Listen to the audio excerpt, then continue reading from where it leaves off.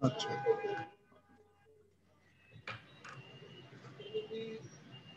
শুভ সন্ধ্যা। বিস্তার Chittagong arts complex আয়োজিত সাহিত্য লাভের আসর পাণ্ডুলিপি করে আয়োজনের 24তম পর্বে আপনাদের সবাইকে স্বাগত জানাই। আমাদের আজকের অতিথি বাংলাদেশের বিশিষ্ট কবি, প্রাবন্ধিক, অনুবাদক, কথা সাহিত্যিক এবং সংগঠক মোহাম্মদ নুরুল হুদা। মোহাম্মদ নুরুল হুদার জন্ম কক্সবাজারে 1949 সালে এবং তার উচ্চশিক্ষা তিনি গ্রহণ করেছেন ঢাকা বিশ্ববিদ্যালয় থেকে ইংরেজি সাহিত্যে। 72 সনে তিনি তার স্নাতক হয়ে বেরোন এবং ঠিক সে বছরই ইংরেজি শিক্ষকতাকেই তার পেশা হিসেবে বেছে নেন। ঢাকার সোহরাওয়ার্দী কলেজে তিনি তার পেশা জীবন শুরু করেন ইংরেজি শিক্ষক হিসেবে। যদিও মাত্র 1 বছর পরেই 1973 সালে তিনি বাংলা একাডেমিতে যোগদান করেন এবং সেখান থেকে একজন পরিচালক হিসেবে 2006 সালে প্রায় 34 বছর এর কর্মজীবনের পরে অবসর গ্রহণ করেন। তারপর আবার তিনি তার সেই পুরনো পেশা, প্রথম পেশা শিক্ষকতাতেই ফিরে যান। প্রথমে ঢাকা ইন্টারন্যাশনাল ইউনিভার্সিটি এবং বর্তমানে তিনি ইউরোপিয়ান ইউনিভার্সিটি বাংলাদেশের ইংরেজি বিভাগের প্রধানের দায়িত্ব পালন করছেন। পাশাপাশি লেখালেখি তো চলছেই। সেই 72 সালেই তার প্রথম গ্রন্থ প্রকাশিত হয়েছিল, কবিতা গ্রন্থ শনিতে সমুদ্রপাত। তারপর অসংখ্য কাব্যগ্রন্থ তিনি রচনা করেছেন, সব মিলিয়ে সংকলন ইত্যাদি মিলিয়ে প্রায় 80-র মতো তার কবিতার বই রয়েছে। আর প্রবন্ধ, অনুবাদ, অনুবাদও তিনি করেন বাংলা থেকেও ইংরেজি, ইংরেজি থেকেও বাংলা, দু ভাষাতেই তিনি অনুবাদ করেছেন। সেটি একটি বিশেষ ঘটনা আমাদের সাহিত্যের জন্য। ভ্রমণ কাহিনী, সম্পাদনা ইত্যাদি মিলিয়ে তার আরো প্রায় গোটা 70-এর মতো বই রয়েছে। সব মিলিয়ে 150 গ্রন্থের জনক তিনি আর কি। এবং তার মধ্যে প্রবন্ধের বই রয়েছে বেশ কখানি। আর তিনি বাংলা একাডেমি পরিচালক হিসেবে থাকাকালীনই কয়েক বছর নজরুল ইনস্টিটিউটেরও পরিচালক হিসেবে ছিলেন, কার্যনির্বাহী পরিচালক হিসেবে। এবং তখন তিনি বিপুল কাজ করেছেন নজরুলের সাহিত্য নিয়ে। নজরুলকে তার অনেক দুর্লভ বইয়ের প্রকাশ এবং নজরুলের অনুবাদ করা, নজরুলকে নিয়ে প্রবন্ধ লেখানো, এবং তার মধ্যে উল্লেখযোগ্য হচ্ছে নজরুলের কবিতার ইংরেজি অনুবাদের একটি বিশাল সংকলন তিনি সম্পাদনা করেন, যেটি এখন পর্যন্ত নজরুলের কবিতার ইংরেজি অনুবাদের প্রতিনিধিমূলক এবং দৃষ্টান্তমূলক একটি সংকলন, যা আন্তর্জাতিকভাবে স্বীকৃত এবং প্রশংসিত। তিনি তার এইসব কাজের জন্য পুরস্কারও পেয়েছেন, অনেক পুরস্কার পেয়েছেন। তার মধ্যে সবচেয়ে উল্লেখযোগ্য অবশ্যই একুশে পুরস্কার, যেটি 2015 সালে তিনি পেয়েছেন। আর এছাড়া তিনি বেশ কবছর আগেই বাংলা একাডেমি সাহিত্য পুরস্কারও বিজয়ী হয়েছেন। এর বাইরে সার্ক পুরস্কার এবং অন্যান্য নানাবিধ পুরস্কার তিনি পেয়েছেন। বাইরে বিদেশে গেছেন নানা ধরনের সাহিত্য উৎসবে, সেমিনারে। তিনি হাওয়াই স্পেস সেন্টারেও সেখানে একজন গবেষণা ফেলো ছিলেন। তার কাজের ক্ষেত্রেও বিচিত্র। লেখালেখির বাইরেও তিনি কপিরাইট বিষয়ে একজন, ইন্টেলেকচুয়াল প্রপার্টির একজন বিশেষজ্ঞ তিনি এখানে। তিনি ফোকলোর এবং আমাদের যে কালচারাল হেরিটেজ, সাংস্কৃতিক ঐতিহ্য, ইতিহাস এইসব নিয়ে কাজ করেন। তিনি সংগঠক, অনেক সংগঠনের সঙ্গে পরিচিত, যুক্ত। বিশেষ করে বাংলাদেশের রাইটার্স ক্লাবের তিনি হচ্ছেন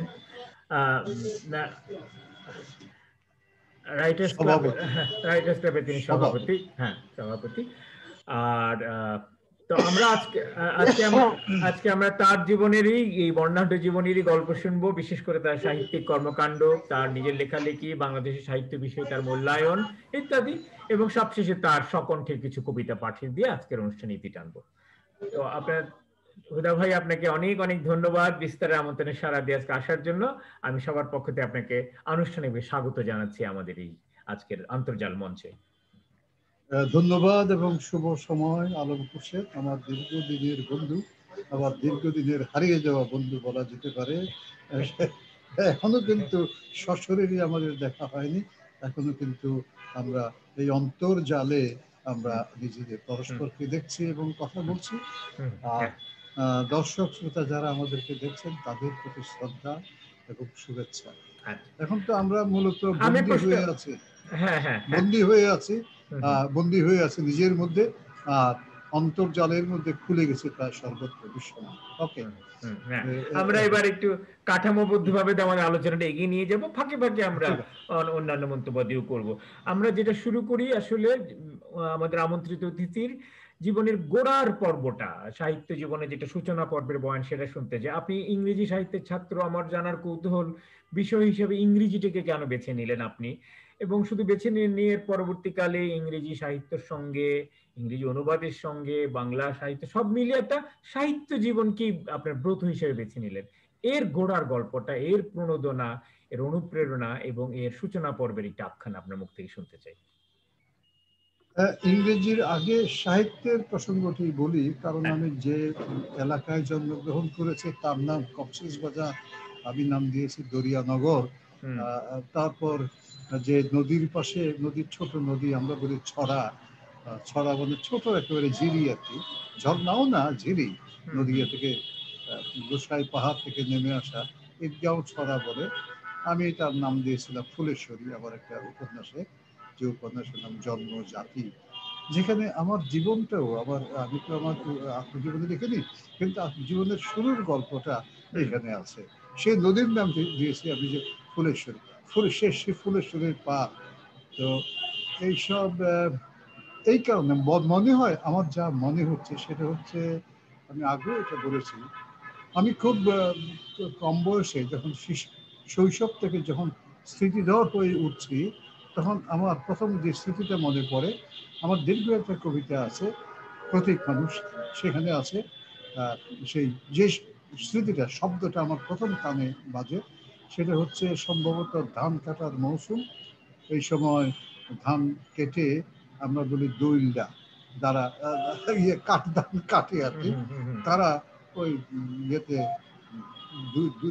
দুটা ভারের বহন করতে করে এক জোড়া শস্যের আঁটি তারা নিয়ে এলো, মাঠে নিয়ে আসছে এবং উঁচুতে ফেলছে একটা সমারোহ, সবাই ধান আসছে ধান আসছে।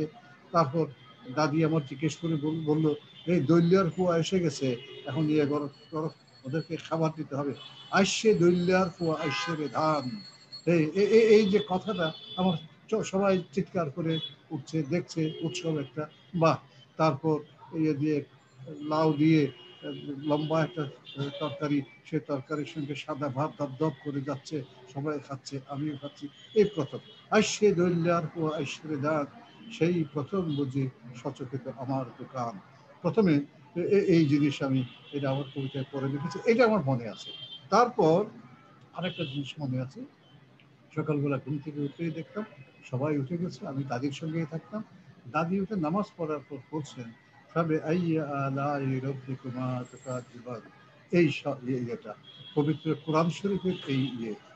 আর তারপর আমাকে যখন তিনি ইয়েতে নিয়ে যাচ্ছেন সকালবেলা, স্কুলে দেওয়ার আগে, মক্তবে দেওয়ার আগেও, যখন পবিত্র কোরআনের পাঠ দেওয়ার জন্য আমরা আরেক প্রতিবেশী দাদির কাছে নিয়ে যাচ্ছেন, তিনি কোরআনের পাঠ তো দিচ্ছেনই, তার পাশে পাশে তিনি নিজেও আমাদেরকে শোনাবান আমির হামজার পুঁথি পড়াতেন।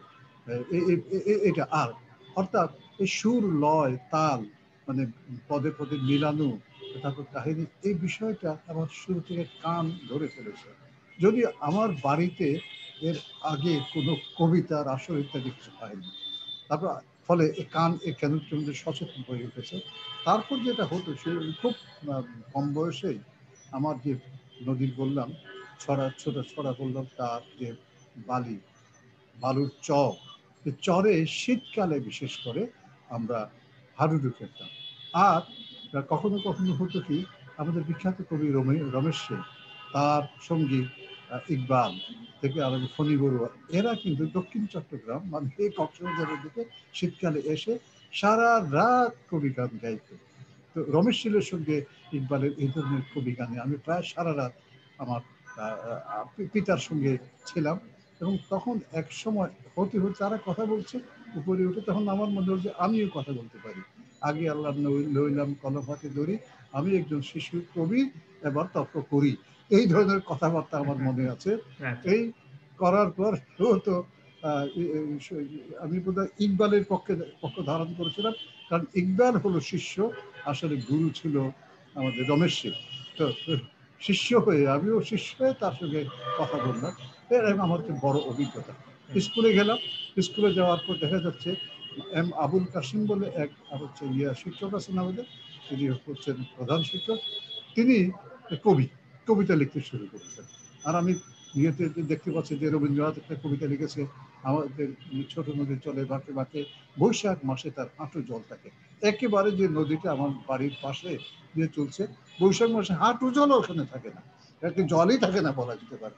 তাহলে আমি কবিতা টবিতা যত রবীন্দ্রনাথকে দেখলে দাদার মতো মনে হচ্ছে দাড়ি টাড়িতে, যতই দাদা মনে হোক, আমার দাদাকে আমি দেখিনি, বললো যে তোমার দাদা এই ধরনের ছিল, যাই হোক, তাহলে কবিতা তাহলে আমার হাতের মুঠোই আছে।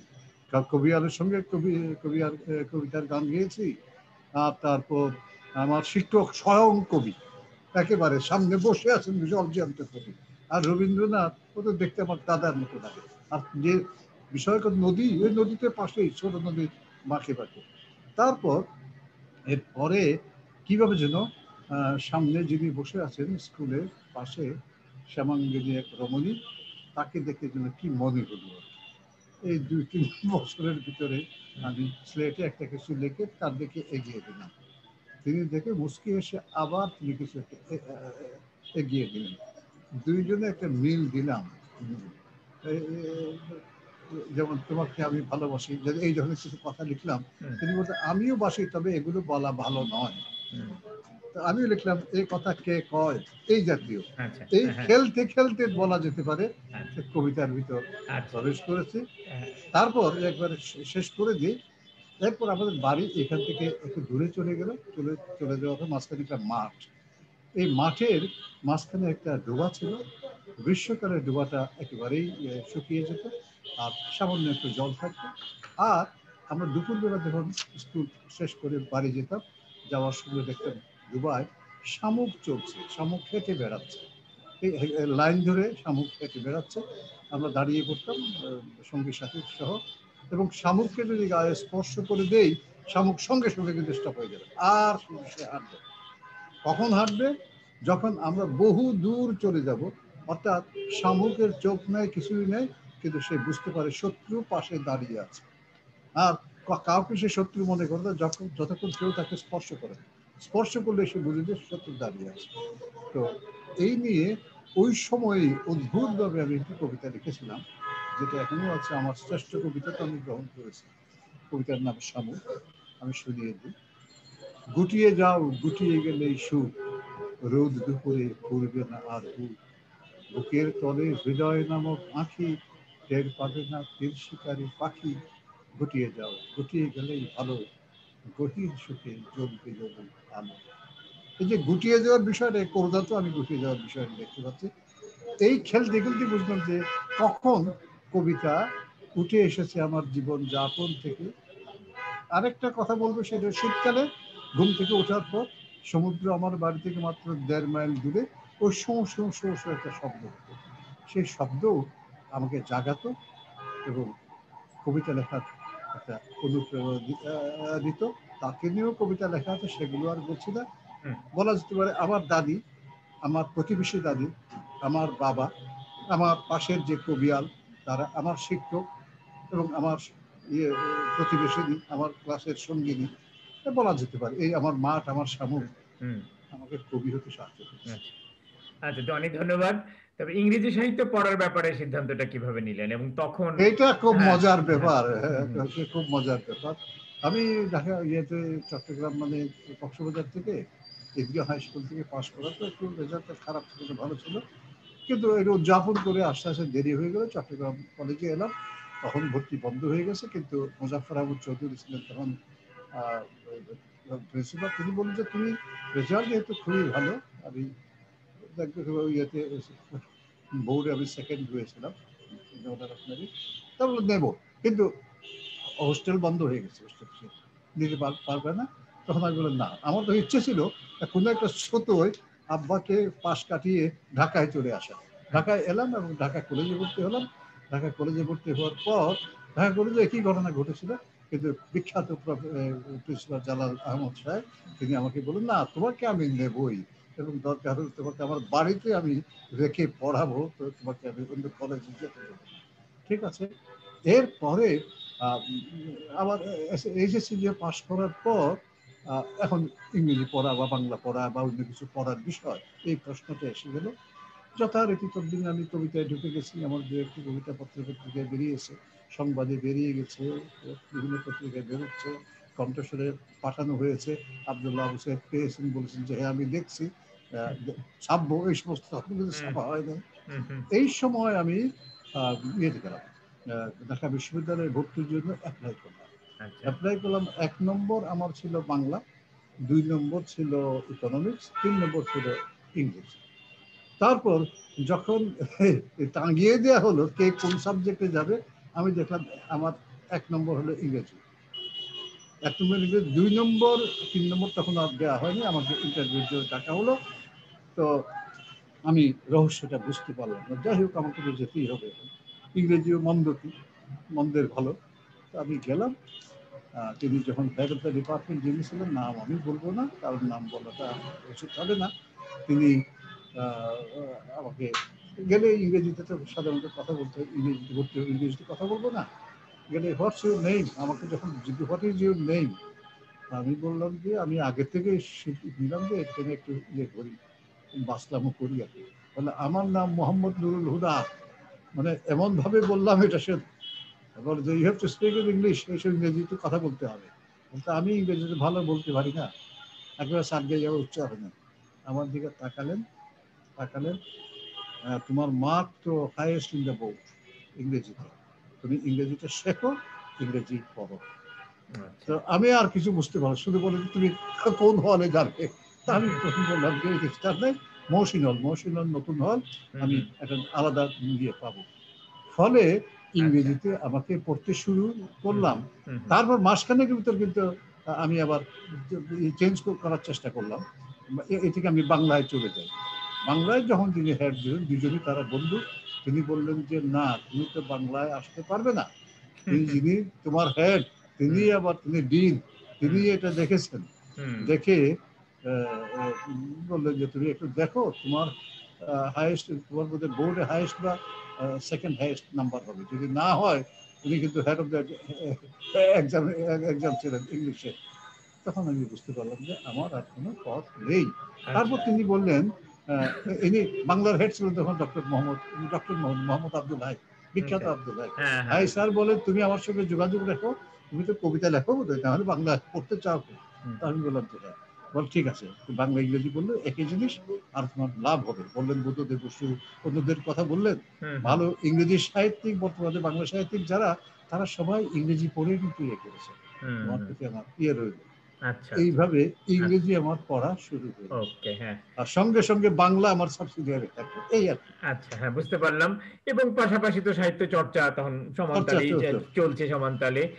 আর আমার ওই হেড অফ দ্য ডিপার্টমেন্ট তখন একটা পত্রিকা সম্পাদনা করতেন, তিনি বললেন, সঙ্গে সঙ্গে তিনি বললেন তুমি আমার সহকারী হিসেবে থাকবে, আমাকে কবিতা দাও, ইমিডিয়েটলি তোমার কবিতা আমি দেখবো। পরের দিন কবিতা দেখলাম, তিনি খুব প্রশংসা করলেন, করে বললেন যে তুমি ছন্দও জানো দেখি। তাই বললেন স্যার আমাকে শিখতে হয়েছে হাসান হাবিবের তারা। এর সঙ্গে বিশ্ববিদ্যালয়ে আমার তখন সিরাজ ইসলাম চৌধুরী, তখন একেবারেই নতুন শিক্ষক, নতুন না, senior professor, senior lecturer, assistant professor আর কি, তার সঙ্গে আমার যোগাযোগ হয়ে তখন বুঝলাম যে যা বাংলা তাই ইংরেজি, বরং একটা এডেড ফেসিলিটি হবে। তারপর তো দীর্ঘদিন পার করে দিলেন, প্রায় 50 বছর সাহিত্য চর্চায়, এবং এর মধ্যে অসংখ্য গ্রন্থ রচনা করেছেন, নানাবিধ কাজ করেছেন, আপনাকে একজন কর্মবীরই বলা যায় আসলে সব মিলে। তো এই জীবনটার, এই সাহিত্যিক গোটা জীবনটার একটা একটা সংক্ষিপ্ত বয়ান যদি আপনাদের দিতে, আমরা উল্লেখযোগ্য কাজগুলো, আমি দেখেছি এটা আগে থেকে, আপনার ক্ষেত্রগুলো বয়ান, মানে আমি ওই যে ঢাকা বিশ্ববিদ্যালয় আমার শুরু যেটা হলো, আমি বলবো আমি ঈদগাহ হাই স্কুলে যখন এলাম 1960 সালে, 49-60 সালে আসার পর থেকে তখন আমার খাতা ভর্তি হয়ে গেছে, লেখালেখি হয়ে গেছে। তারপর লেখালেখি করে যেগুলো ছাপতে হয় এটা আমার জানা ছিল না। যে স্কুলে এলাম সেই স্কুলে আগে একদিন একটা ঐতিহ্য ছিল, একটা দেয়াল পত্রিকা বেরোতো, সেই দেয়াল পত্রিকাটা বের করতেন মোহাম্মদ ইব্রাহিম, তিনি বাংলা একাডেমির পরিচালক পর্যন্ত এসেছিলেন আমার গ্রামে, আমরা তাকে একটা আইডল মনে করতাম। তো আমি আসার পর দেখি যে সেই পত্রিকাটি নাই, তখন আমার ইচ্ছে হলো যে সেই পত্রিকা থেকে আবার দিয়ে আসা। আমরা শুরু করলাম, শুরু করে তার পাশাপাশি উর্মিমালা সাহিত্য সংসদ বলে একটা সংসদ করলাম, এবং আমরা দেয়াল পত্রিকার পাশাপাশি আমরা হাতে লিখে কম পত্রিকা, মানে 100-200 তো আর করা যাবে না, 50-60টা করা যায়, এই জন্য পত্রিকা শুরু করলাম। এই সাহিত্য জীবন নতুনভাবে শুরু হলো আর কি। তো এই সময় প্রচুর কবিতা আমি লিখি, এবং লিখতে লিখতে কবিতা যখন কবিতা লিখেছিলাম, একটা উপন্যাস লিখেছিলাম, সেই উপন্যাসটা আমার হারিয়ে গেছে, আর এটাকে আমি ইয়ে করতে পারিনি। তবে সেই উপন্যাসটারই মেমোরিকে সম্বল করে আমি আমার জন্মজাতি উপন্যাসটা লিখেছি, যেটা অনেকেরই পড়া আছে, অনেকেরই পড়া নাই। আমার কবিতার গল্পটা এত বেশি মানুষের জানা, খ্যাতি বলবো না, কবিতার বিড়ম্বনা এতখানি জানা, যে আমার যে জন্মজাতি, আমি মনে করি আমার একটি খুবই সিগনিফিকেন্ট রচনা এটা। ঘটনা চক্রে আমার আপনার দুটো উপন্যাসই পড়া আছে, জন্মজাতি পড়া এবং থাকার কথা, এবং মঈন পাহাড়, দুটি পড়া আছে। এবং আমার বিবেচনা খুবই উল্লেখযোগ্য কাজ বাংলা কথা সাহিত্যে। এই জন্য বিশেষ করে আপনার পরিচয়ে কথা সাহিত্যিক কথার উল্লেখ করেছে, এটা অনেকে হয়তো জানে না, কিন্তু গুরুত্বপূর্ণ দুটি আমি মনে করি। আমিও তাই মনে করি, আমি তোমার সঙ্গে সম্পূর্ণ একমত। এটাই, যাই হোক, এরপরে আমি যেটা করলাম, কি বলছিলাম, না মানে আপনার কাজের উল্লেখযোগ্য কাজের উল্লেখযোগ্য, এই যে অভিজ্ঞতাগুলো একটু। হ্যাঁ হ্যাঁ। তারপর আমি তখন কক্সবাজার, এখন তো জেলা, তখন মহকুমা, সেই মহকুমার প্রথম সাহিত্য পত্রিকা, আমি যখন 1965 সালে ঢাকায় এলাম, তখন উর্মিমালার সাহিত্য যারা করতো, আমার বন্ধু বান্ধব, তাদের সবাইকে নিয়ে আমি একটা প্রথম পত্রিকা বের করলাম, কলতাম। এটা একমাত্র সংখ্যা এখনো আমার কাছে আছে, ঘটনাক্রমে অনেক হারিয়ে গেছে, এই সংখ্যাটি আছে, কলতাম। কলতামের একটা ফটোকপি আছে, একটা মূল কপিটাও থাকতে পারে, কিন্তু ফটোকপি আছে। যাই হোক, এটা বেরোলো, এই হলো আমার সাহিত্য সাধনার প্রথম কথা। আর তারপর ঢাকায় আসার পর আমি 1966 সালে ফেব্রুয়ারি মাসে প্রথম আমার রচনা লেখা প্রকাশিত হয় সংবাদে, শহীদুল্লাহ কায়সারের হাত দিয়ে। লেখাটির নাম অজগর কবলিত আমি। এটা সমাজ বাস্তবতা সম্পন্ন একজন নিম্ন বেতনভোগী কর্মচারীর জীবন বলা যেতে পারে, এটা সাম্যবাদী একটি কবিতা। তারপরে পরের কবিতা যেগুলো ছাপা হল, আমি গেলাম ইয়েতে, তখন আসনাবি একটি পত্রিকার সম্পাদক ছিলেন, যারা দৈনিক বাংলা পরে হয়েছে, দৈনিক পাকিস্তান, সেটা পুরান ঢাকায় ছিল। ওইখানে গেলাম, তার কাছে যাওয়ার পর তিনি প্রথম আঘাত পেলাম, মানে কবিতা দেখে বললো, তোমার কবিতার বিষয় তো খুব ভালো। আমার মনে আছে নেপথ্যে অট্টহাস্য বলে আমি একটা কবিতা দিয়েছিলাম, কবিতার ইয়ে তো খুব ভালো, আর তুমি তো ছন্দবোধে পাঠ করে নি, ছন্দ মানে তোমার একটা বাক্য অক্ষরবৃত্ত, আর একটা বাক্য কিন্তু গদ্য। আমি থমকে গেলাম, অক্ষরবৃত্ত আর গদ্য বলতে, হ্যাঁ, একটু জানার সঙ্গে সঙ্গে আমি লজ্জা পেয়ে আমি বললাম যে ঠিক আছে, আমি চেষ্টা করবো। আর তার দিকে আমি চাইনি। আমি ইতিমধ্যে ছন্দের বইটা নিয়ে অক্ষরবৃত্ত, মাত্রাবৃত্ত, স্বরবৃত্ত সব রপ্ত করার পর কবিতা, বিভিন্ন জায়গায় কবিতা লিখতে শুরু করলাম। 1-1.5 বছরের ভিতরে আর তার দিকে সেই মুখ হয়নি। আসান হাবিব, বাপরে বাপ, সঙ্গে সঙ্গে ভুল ধরবে, আর অন্যরা ভুল ধরে না। ও যেখানে যা দেয়, ছন্দ ভুল হলে কি ভুল হলে কিছু না দেখে বক্তব্য ভালো নিল। যে কবিতা, যে মেথু আর্নল্ড যে বলেছিলেন, কবিতা মানে পোয়েটিক ট্রুথ, পোয়েটিক বিউটি, এই পোয়েটিক বিউটির ক্ষেত্রে ছন্দের ব্যাপারটা এসে যায়, সেটা আর কেউ করে নাই। ফলে আমি তার দিকে গেলাম না। বছরখানেক পরে হুমায়ুন কবির সহ, হুমায়ুন কবির আমাকে টানতে টানতে নিয়ে গেল, যে তুমি চলো দৈনিক বাংলাতে কবিতা দাও, আসনাইটকে কবিতা দাও। তিনি, তার কাছে কবিতা ছাপা না হলে তো আর তুমি জাতে উঠবে না। গেলাম, আমার দিকে তাকিয়ে তিনি বললেন যে, এই জন্য তাকে আমি কবির পিতা বলি, আহসান হাবিবকে। তাকে বললেন, বেশ তো, সব তো শিখে ফেলেছে, আমার শুধু আমার কাছে আসেনি। তখন লজ্জা এবং ভয়ে বলে, এই লজ্জা এবং ভয় কবি, একজন প্রথম দিকের লেখকের ভূষণ, এটা তোমার আছে বলেই বিভিন্ন পত্রিকায় তোমার কবিতা দেখতে পাচ্ছি, তোমার নাম আমার মনে আছে। তুমি আমার সঙ্গে, আমি তার সঙ্গে একটু ঝগড়া করেছিলাম, এটা কি, আমি তো মিল করতে দিলে, এটাই তো ছন্দ, আমি ভালো ছাত্র ইত্যাদি। বলে, ভালো ছাত্র হতে পরে রেখে দাও, কবিতা লিখতে হলে তোমাকে ছন্দ জানতে হবে, ছন্দে যদি দেখো। তো তিনি বললেন যে, তোমার আমি দেখতে পাচ্ছি। তো আমি কিন্তু, তিনি বললেন, আমি সম্পাদক হিসেবে কারো কাছ থেকে কোনো লেখা চাই না, কেউ আমাকে লেখা দিলে আমি এটা বিবেচনা করি ছাপবো কিনা। আমি কি বলছি বুঝতে পারছো? হ্যাঁ বুঝতে পারছি। অর্থাৎ আপনি আমার সাথে কবিতা চাইবেন না, আমাকেই দিতে হবে। জি, আমি আপনার জন্য কিছু কবিতা নিয়ে এসেছি। দিয়ে 2-3টা কবিতা দিলাম। উনি সবগুলো রেখে বলো থাকলো, এখন আর কিছু না বলে বলল যে দেখি কি আর কি কোনো মন্তব্য করলেন না তিনি। কিন্তু আমি বোধহয় মঙ্গলবার বুধবারে লেখা দিয়েছিলাম, তখন কিন্তু রোববারে কিন্তু রবিবাসরীয় সাহিত্য পত্রিকা বেরোতো। পরের দিন সাহিত্য পত্রিকা, রবিবারের সাহিত্য পত্রিকা দেখা গেল এক পাশে মোহাম্মদ নুরুল হুদার কবিতা বলে 3টি কবিতা, ছোট কবিতা তিনি চেপে দিয়েছেন। এবং ওই একটি কবিতা যে একবার যে ছাপলেন, বেরোনোর পর হুমায়ুন কবির বলতে আমার কবিতা কখনো প্রথম পাতায় ছাপা হয়নি, তোমাকে তো আমি খাল কেটে কুমির নিয়ে এসছি মনে হয়। একবারেই আমি বলা যেতে পারে পরিচিত হয়ে গেলাম। এই হলো সাহিত্য জীবনের গল্প। তারপর প্রথম বাংলাদেশ স্বাধীন হওয়ার পর 1972 সনে আমার প্রথম কাব্যগ্রন্থ বের হয়, শনিতে সমুদ্রপাত। সমুদ্রে শনিতপাত নয়, অনেকেই বলতো এটা শনিতে সমুদ্রপাত হওয়া দরকার, এমন না। আমি বলতে শনিতে সমুদ্রপাত, কারণ ইংরেজি সাহিত্যের ছাত্র আসলে এই ইয়েটা, মানে এটা হলো hyperbole, this is an hyperbolic imagery, যে শনিতে সমুদ্র পড়তে পারে, তাহলে সমুদ্র কত বড় হলে, সমুদ্র কত ছোট হলে এটা পড়তে পারে।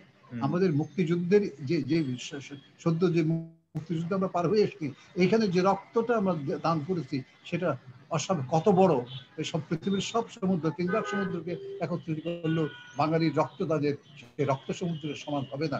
তাদের সমুদ্রে রক্ত সমুদ্রে তো সমুদ্র ফোঁটা হয়ে পড়বে। তাহলে তর্ক করলাম একজন কবির সঙ্গে, বিখ্যাত কবি, নাম বলবো না, তিনি আমার বইয়ের একটা আলোচনা লিখেছিলেন, অসম্ভব প্রশংসা করেছিলেন, কিন্তু বললেন যে এইটা শনিতে সমুদ্রপাত না হয়ে সমুদ্রে শনিতপাত হওয়া দরকার ছিল। তিনি লিখলেন, আলোচনা লিখলেন, আমি তার উত্তর দিয়ে আবার উত্তরটা এই কথা বলে আবার ফিরিয়ে দিলাম। এইভাবে শুরু হলো। তারপর বাংলাদেশে এই সময়ই বাংলাদেশের নতুন জাগরণ হচ্ছে বটে, কিন্তু তখন 75 সাল আসেনি। 72, 73, 74 সালের ভিতর 75 সালের দিকে, 75 সালের ফেব্রুয়ারিতে আমি আমার দ্বিতীয় বইটা বেরোলো, সামনে লিস্টে থাকবে, সেটা হচ্ছে আমার সশস্ত্র শব্দ বাহিনী। লাল মলাটে, একেবারে লাল কালিতে লাল না, এটা মেরুন মলাটে হবে, মানা বাদামি মলাটে লাল কালিতে ছাপা, মানে রেড বুকের মতো, মাও সেটিংয়ে রেড বুকের মতো আমার সশস্ত্র শব্দ বাহিনী। এটা ফেব্রুয়ারিতে বের করলাম, একবারে শেষ হয়ে গেল। তার পরের ফেব্রুয়ারিতেই আমি 72-এর পরের ফেব্রুয়ারিতেই বোধহয় আমার তৃতীয় কাব্যগ্রন্থ এর ফুল শোভাযাত্রা দ্রাবিড়ার প্রতি, যেটা যে কাব্যগ্রন্থটাকে আমি এখনো পর্যন্ত আমার কবিতার জন্য খুবই উল্লেখযোগ্য বলে মনে করি। আজকে যে মানুষ আমাকে জাতির কথা বলে, জাতিসত্তার কথা বলে, এই সব কিছু ওইটার ভিতরে আছে, শোভাযাত্রা দ্রাবিড়ার প্রতি। আর 72 সালে একটা ঘটনা ঘটেছিল, সেটা হচ্ছে ডাকসুতে ডাকসুর একটা সম্মেলন হয়েছিল, সাহিত্য সম্মেলন। সেই সাহিত্য সম্মেলনে আমাকে ওই বাংলাদেশের সাহিত্যের গতি প্রকৃতি নিয়ে একটা বক্তৃতা দিতে বলা হয়েছিল। তখন আমি বাংলাদেশের নতুন সাহিত্য, এই যে জাতীয়তাবাদ ভিত্তিক বাংলাদেশের রাষ্ট্র গঠিত হয়েছে, এই জাতিসত্ত্বা, জাতীয়তা ইত্যাদি, এবং আমাদের জাতির যিনি নির্মাতা বঙ্গবন্ধু শেখ মুজিবুর রহমান, তার কি, এই সমস্ত করে একটা দীর্ঘ বক্তৃতা দিয়েছিলাম। সেই বক্তৃতাটা কালস্রোত বলে একটা পত্রিকার অংশ বিশেষ ছাপা হয়েছিল। এই কালস্রোত পত্রিকাটি তখন থেকে ঢাকা থেকে বেরোতো, দীর্ঘদিন বেরিয়েছে। ওই লেখাটি করার পরে তারও কয়েক বছর পরে, আমি 2-3 বছর পরে আমি আমরা তামাটি কবিতাটি লিখি, যে কবিতা আসলে প্রথম স্তবকটা লিখিত হয়েছিল 1970 সালে, মুক্তিযুদ্ধ শুরু হওয়ার আগে। তো তারপর বাংলাদেশ স্বাধীন হওয়ার পর আমার ইচ্ছা ছিল একটা দীর্ঘ কবিতা লিখবো আমরা তামাটি জাতি নিয়ে, কিন্তু বর্তমানে যে পর্যায়ে কবিতাটি আছে, অদ্দূর লেখার পরে আমার মনে হলো আর এই কবিতাটি দীর্ঘ করার প্রয়োজন নাই। যদি দীর্ঘ করি তাহলে অনর্থক এটাকে আমি বাড়াবো আর কি, প্রয়োজন নাই। তো এটা এইভাবে তারপর যখন কবিতাটি বেরোলো, তখন আরেকবার অন্যভাবে আমি শনাক্তকৃত হলাম। এইভাবে হ্যাঁ, শুরু হলো। আচ্ছা, অনেক ধন্যবাদ। আমার মনে আছে এর পরেই বোধহয় আরেকটি গ্রন্থ আপনার বের হয়েছিল, অগ্নিময়ী হে মৃন্ময়ী। হ্যাঁ, হ্যাঁ, আমি নিজে যার আলোচনা লিখেছিলাম, ছোট্ট হ্যাঁ, একটা হ্যাঁ, হ্যাঁ, রিভিউ হ্যাঁ, হ্যাঁ, হ্যাঁ। করেছিলাম এটা তখন আর আমার কি। খুবই প্রিয় কবিতা। এখনো কিন্তু ছোট্ট, এই আমার ৭০তম জন্মদিনে এই কবিতা হুম, থেকে হুম, জয়ন্ত চট্টোপাধ্যায় যখন আবৃত্তি করেছিল, হুম, হুম, মানে মনে হচ্ছিল এটাই আমার শ্রেষ্ঠ কবিতা। ঠিক। এটা মনে হচ্ছে। আচ্ছা, হ্যাঁ, আমরা এগোই তাহলে, আমাদের পরবর্তী প্রশ্নে যাই। আপনি তো নিজে শিক্ষকতা করেছেন, দেশ বিদেশ ঘুরেছেন, বিদেশি সাহিত্য পাঠ করেছেন, অনুবাদ করেছেন। আপনি এই সামগ্রিক অভিজ্ঞতার আলোকে বাংলাদেশের এই বর্তমান সাহিত্য, বাংলাদেশের সাহিত্য প্রায় 50 বছর হয়ে গেল আমাদের স্বাধীনতার পরে, বর্তমান সাহিত্যকে আপনি কিভাবে মূল্যায়ন করবেন? একটা বৈশ্বিক মানদণ্ডে আমরা আমাদের অবস্থান কোথায়, বা হ্যাঁ, আপনি আমি কি তাহলে ভাবেন? হুম, বলি হুম, হুম, হুম, যেটা মনে হচ্ছে আমি আমার বৈশ্বিক মানদণ্ড মানে প্রথমত আমরা ব্যক্তিক মানদণ্ড বুঝতে হবে, হুম, হুম, তারপর আমরা পাশে যারা লিখছে তাদের হ্যাঁ, মানদণ্ড, হ্যাঁ, এবং সত্যি, সেই সঙ্গে হুম, আমাদের পাশে সারা পৃথিবীতে যারা লিখছে তাদের মানদণ্ড। হ্যাঁ, ঠিক, এটা যদি সামগ্রিকভাবে বলি হুম, তাহলে আমি বলবো যে আমরা অন্তত কবিতার ক্ষেত্রে হুম, হুম, পৃথিবীর কোনো অঞ্চলের কোনো কবিতা থেকে আমরা কিন্তু খুব বেশি দূরে নই, হুম, ক্ষেত্র বিশেষে অধিকাংশ হচ্ছে আমরা এগিয়েই আছি বলা আচ্ছা, যেতে পারে। হুম, এর হুম, কারণ হচ্ছে এই হুম, হুম, বাংলা কবিতা সেই চর্যাপদ থেকে শুরু হয়ে মধ্যযুগ পার হয়ে মাইকেলে যখন এসে উপস্থিত হলো, মাইকেলে আসা মানেই হচ্ছে আমরা যারা সারা পৃথিবীতে যে কলোনাইজার যারা ছিল, যে কলোনাইজারদের একটা গ্রুপ ইংরেজ, একটা গ্রুপ ডাচ, একটা গ্রুপ ফরাসি, একটা গ্রুপ স্প্যানিশ, এই হুম, যারা, হুম, এবং হুম, সারা পৃথিবীতে ছড়িয়ে যারা তাদের এই যারা যেখানে গেছে তারা তাদের ভাষাকে সেখানে সঞ্চারিত করে দিয়েছে। আর সবচেয়ে বেশি এখানে সঞ্চারিত করেছে ইংরেজরা, হুম, সঞ্চারিত মানে রপ্তানি করে, ভাষা রপ্তানি করছে তারা। হুম, হুম, যেমন আমাদের দেশে এখন ইংরেজি একেবারে উপমহাদেশে ইংরেজি একেবারে দেবে বসেছে। আমাদের যাই হোক, আমরা যত কথাই বলি কিন্তু ভারতবর্ষ তো ইংরেজি এখন প্রথম ফার্স্ট ল্যাঙ্গুয়েজ অনেকটা। তো এইভাবে ইয়ে হয়ে গেছে। তো আমরা আমি একটু সেই হারিয়ে ফেলতেছি। না, না, আপনি ওই যে ওই মানদণ্ডে আমাদের সাহিত্যের হ্যাঁ, অবস্থান, মানদণ্ড, হ্যাঁ, মানদণ্ড, হ্যাঁ, হ্যাঁ, হ্যাঁ, মানদণ্ড। ফলে আমরা যে দেখেছি মাইকেল মধুসূদন দত্ত বাংলা ভাষায় যে পরিবর্তনটা করলেন, যে নবায়নটা করলেন, আধুনিকায়ন আমরা করলেন, সেই আধুনিকায়নের ফলে আমরা দেখব যে মাইকেলের আগ পর্যন্ত ইংরেজি সাহিত্যে মানে যে বড় লেখকরা ছিল তাদেরকে একটানেই তিনি সসার থেকে আরম্ভ করে, আমি বলবো সসার থেকে আরম্ভ করে মিল্টন যুদ্ধ পার হয়ে প্রায় শেক্সপিয়ারের কাছাকাছি পর্যন্ত তিনি একাই টেনে নিয়ে আসতেন। এরপরে এসছেন রবীন্দ্রনাথ, রবীন্দ্রনাথের মাঝখানে আরো অনেকেই আছেন, বিহারীলাল থেকে আরম্ভ করে। তারপরে রবীন্দ্রনাথ যখন এলেন, রবীন্দ্রনাথ তার পাঠের মধ্য দিয়ে এবং নির্মাণের বিশালতার মধ্য দিয়ে, অভিজ্ঞতার মধ্য দিয়ে পুরো ইংরেজি ভাষার বলা যেতে পারে শশা থেকে শুরু করে একেবারে এলিয়টের কাছাকাছি রোমান্টিক আর রেফালেট, রোমান্টিক জর্জিয়ান পোয়েট্রি পার হয়ে একেবারে ইয়ার্স এলিয়ট পর্যন্ত যে জায়গায় আছে এদূর তিনি আচ্ছা, নবায়ন করলেন, আচ্ছা, অর্থাৎ বাংলা কবিতাকে টেনে নিয়ে আনলেন আমাদের ইংরেজি কবিতার সমতলে, হুম, হুম, একটা প্যারালেল তৈরি করলেন। না, কিন্তু এখন এই স্বাধীন না বাংলাদেশের বলছে ধর্মনিকে স্বাধীন বাংলা, 72 ওইটা থেকে, হ্যাঁ, ওইটাই হ্যাঁ, বলছে হ্যাঁ, ওইটা, হুম, হুম, যে এই যে বৃত্তিটা তৈরি হয়ে গেল, হুম, যে বৃত্তি তৈরি হওয়ার পর ফল আমরা দেখলাম রবীন্দ্রনাথ সারা পৃথিবী থেকে প্রথম নন ইউরোপিয়ান হিসেবে নোবেল পুরস্কার লাভ করলেন, অর্থাৎ স্বীকৃত হলেন। তারই ঐতিহ্য আমরা লালন করে এসছি, এবং তারপর 30 মানে বিশ্ব কবিতার যে ইয়ে লেভেল, সেই লেভেলকে রাখলো। আর 50, 60, 70 হয়ে যখন শতাব্দীটা পার হয়ে এলাম, আমরা অনলাইনে এখন এসে দেখতে পাচ্ছি সারা পৃথিবীর কবিদের সঙ্গে অনলাইনে তাদের রচনার সঙ্গে আমাদের পরিচয় হয়ে যাচ্ছে। ফলে তারা বড়জোর পোস্ট মডার্ন অথবা মেটা মডার্ন টেন্ডেন্সির কাছে চলে গেছে। এইটুকু পোস্ট মডার্ন মেটা মডার্নিজম তো আমি নিজেই বলেছি, সারা পৃথিবীতে সর্বপ্রথম মেটা মডার্নের শব্দটি আমার হুম, নিজের। হুম, ফলে আমি বলবো আমাদের 60-এর দশক থেকে আরম্ভ করে 50 দশক থেকে আরম্ভ করে এই পর্যন্ত কবিতার যে ধারা হুম, সেটা হুম, বিশ্বের সমপর্যায়ে। তবে আচ্ছা, এটা অবশ্যই বলতে হবে, অন্য ক্ষেত্রে আমি বলবো না, উপন্যাসের ক্ষেত্রে, কথা সাহিত্যের ক্ষেত্রে আমরা পাকিস্তান আমল থেকে অনেক দূরে গিয়েছি, কিন্তু এখনো আমরা বোধহয় ওয়ার্ল্ডের সঙ্গে এক পার হয়ে আসেনি। ঠিক একই কথা বলা যাবে আমাদের মননশীল সাহিত্য, সমালোচনা ইত্যাদির ক্ষেত্রে, কিন্তু হুম, কবিতায় একেবারে আমার হুম, মনে হুম, হয় আমরা নেক টু নেক হয়ে বসে আছি। আচ্ছা, আচ্ছা, আমরা আলোচনাটা কবিতাতেই রাখি তাহলে। অথচ মানে এইটা হয়তো বা আপনার ব্যক্তিগত মূল্যায়ন বা আমাদের নিজস্ব মূল্যায়ন, বিশ্ব কি এভাবে মূল্যায়ন করছে আমাদের কবিতাকে? আমাদের কবিরা কি সেভাবে পরিচিত হচ্ছে, সেভাবে না অনুদিত হচ্ছে, সেভাবে পুরস্কৃত না হচ্ছে? না না না হচ্ছে না না। হ্যাঁ, এইটা হ্যাঁ, না তাহলে না তাহলে আর ব্যাখ্যাটা কি তাহলে এর?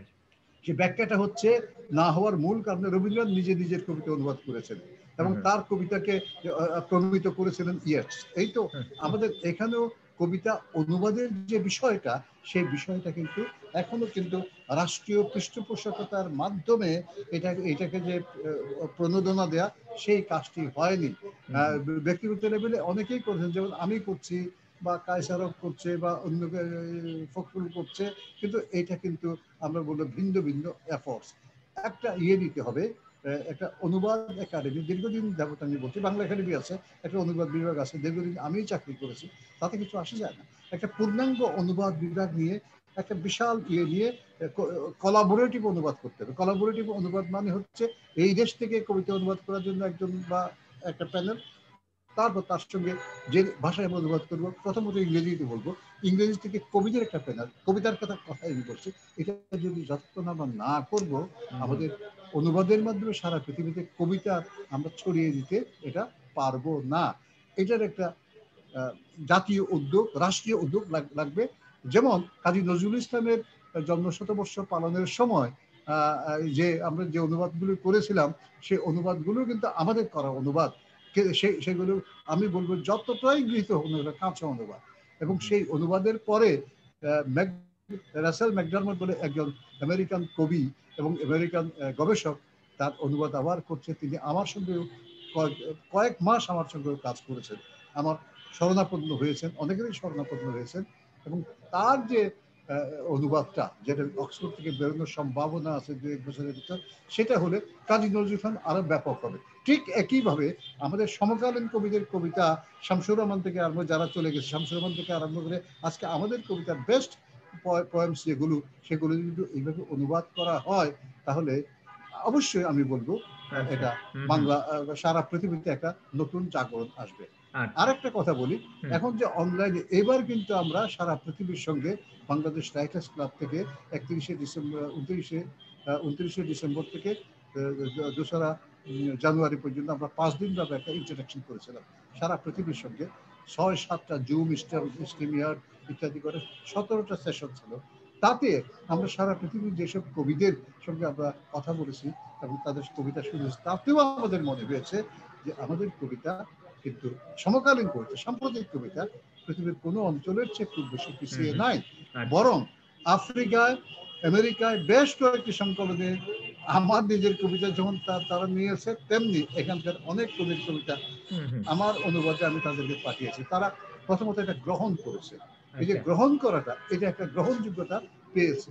হুম হুম কিন্তু বেশি এটা সেটাই না, এটা একটা তো বড় কারণ বটে, কিন্তু আমি যদি আরেক দিক থেকে দেখি যে অথচ আমাদের নিজেদের দেশেই, হ্যাঁ, আমরা একেবারে সবার কাছ থেকে শুনছি এবং এটা প্রায় প্রতিষ্ঠিত যে কবিতার পাঠক কমে গেছে, কবিতার বইয়ের বিক্রি ওইটা হয় অন্য না। কথা, না বুঝেছি। না, তো সেইটার কি ব্যাখ্যা দিলেন আপনি যে আমাদের কবিতা এতই ভালো, তো একটা হচ্ছে হচ্ছে না না না কিসের জন্য, কবি মানুষ পড়ছে না কিসের জন্য? বুঝেছি, হুম হ্যাঁ। হুম কবিতা ভালো লেখা সব সময়, কবিতা না, পৃথিবীর সব কিছু। আমি তো ভালো কবিতাগুলোর কথা বলি, যারা সচেতন নির্মাণের ভিতর আছে। হুম কবিতা অলওয়েজ একটা কনসাস পোয়েট্রি আমরা বলি। হুম অচেতনভাবে কবিতা শুরু হয়, আনকনসাসলি কবিতা শুরু হয়, কিন্তু কবিতা যখন আমি একটা নির্মাণ করি সচেতন, আমাদের যে কবিতা অসংখ্য কবিতা লেখা হয়। এখন কিন্তু ফেসবুকে তো প্রতিদিনই হাজার হাজার কবিতা লেখা হয়। এর কবিতা কিন্তু অসংখ্য, কিন্তু অচর্চিত, অসম্পাদিত, নট সেলফ এডিটেড কবিতা, সেগুলো কবিতা হিসেবে দাঁড়াচ্ছে না। এ একটা কথা। দ্বিতীয়ত, বাংলাদেশে এখন কবিতার পাঠকের চেয়ে কবিতা লেখকের সঙ্গে বেড়ে গেছে। কবিতা লেখা একটা প্রেস্টিজিয়াস জব বলে মনে করেন সরকারি চাকরিজীবী থেকে শুরু করে অন্য কোনো পেশার লোকেরা। ফলে আর কবিতার এডিটর আমরা যারা বলি, আমি যে আসাম হাবিবের কথা বললাম, আমি যে আব্দুল্লাহ হোসেন কবিতা পত্রিকা বের করে না, সম্প্রতি আবু হাসনাত তো মারা গেছেন। তো এই ধরনের কবিতার এডিটর কিন্তু নাই। এডিটর হওয়া দরকার যদি হয়, তাহলে অর্থাৎ কবিতাকে আগাছা থেকে বাছাই করে কবিতার ধানগুলো আমাকে সংগ্রহ করতে হবে, সংগ্রহ করে আলাদা করে ফেলতে হবে। এই হুম কাজটা যদি আমরা করি, তাহলে কবিতা, আমার মনে হয় কবিতার ইয়েটা বর্তমান যে অবস্থা সেটা পরিবর্তন হবে।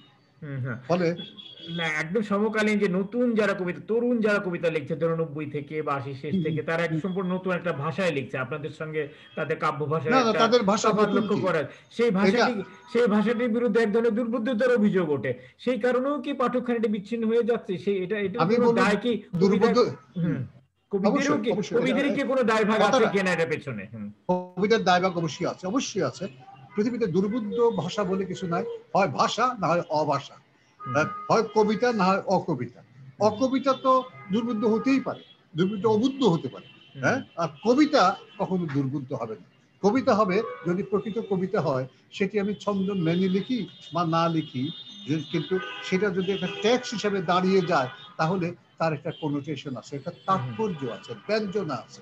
যে ব্যঞ্জনাহীন শুধু কবিতা লেখার মতো মক্ষ করা আমরা বলি ড্রাফট পোয়েট্রি, সেই ড্রাফট পোয়েট্রিতে কবিতা নয়। কাজে এই জিনিসটার সাংঘাতিক মানে আমি বলবো ঘাটতি আছে। বিশেষ করে 90 দশক থেকে এ পর্যন্ত যারা কবিতা লিখছেন, তাদের অধিকাংশই কিন্তু সচেতন নয়। কিসের সচেতন নয়? কবিতার থিম নয়, পোয়েটিক ট্রুথ আর পোয়েটিক বিউটি। পোয়েটিক বিউটির জন্য যে নির্মাণ শৈলী দরকার, স্টাইলিস্টিক্স দরকার, খুব সহজ সরল ভাষায় বলবো ছন্দটা জানা দরকার।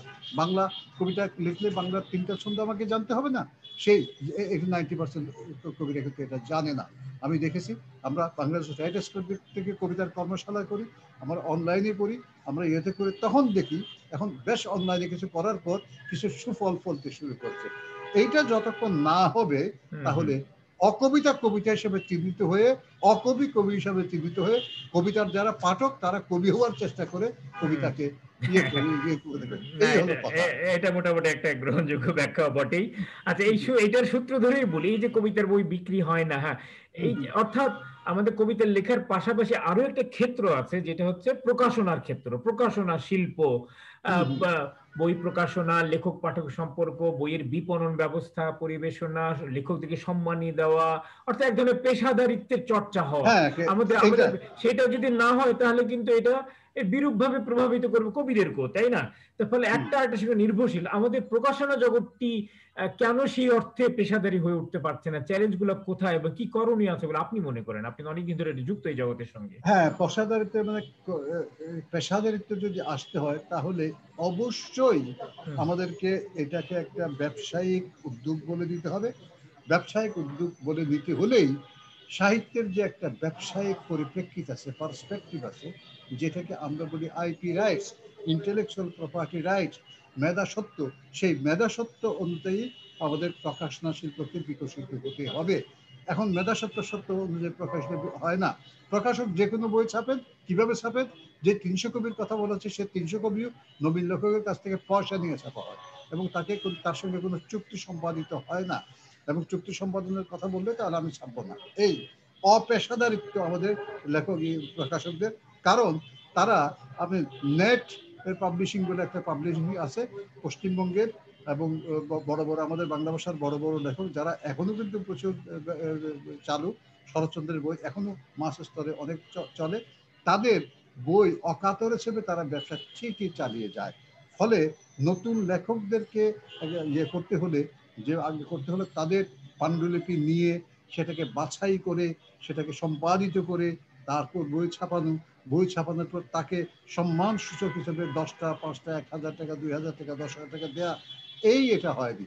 আর একটা কথা হচ্ছে, এইভাবে যদি এডিটেড অবস্থায় বই বের হয়, বাংলা একাডেমির যে বই মেলা, সেই বই মেলায় প্রতি বছর 5,000 বই, 5,000 বইয়ের ভিতরে 3,000-এর বেশি কবিতার বই কেন বেরোবে? 3,000 কবিতার বইয়ের ভিতরে 300 কবিতার বইও পাওয়া যাবে না।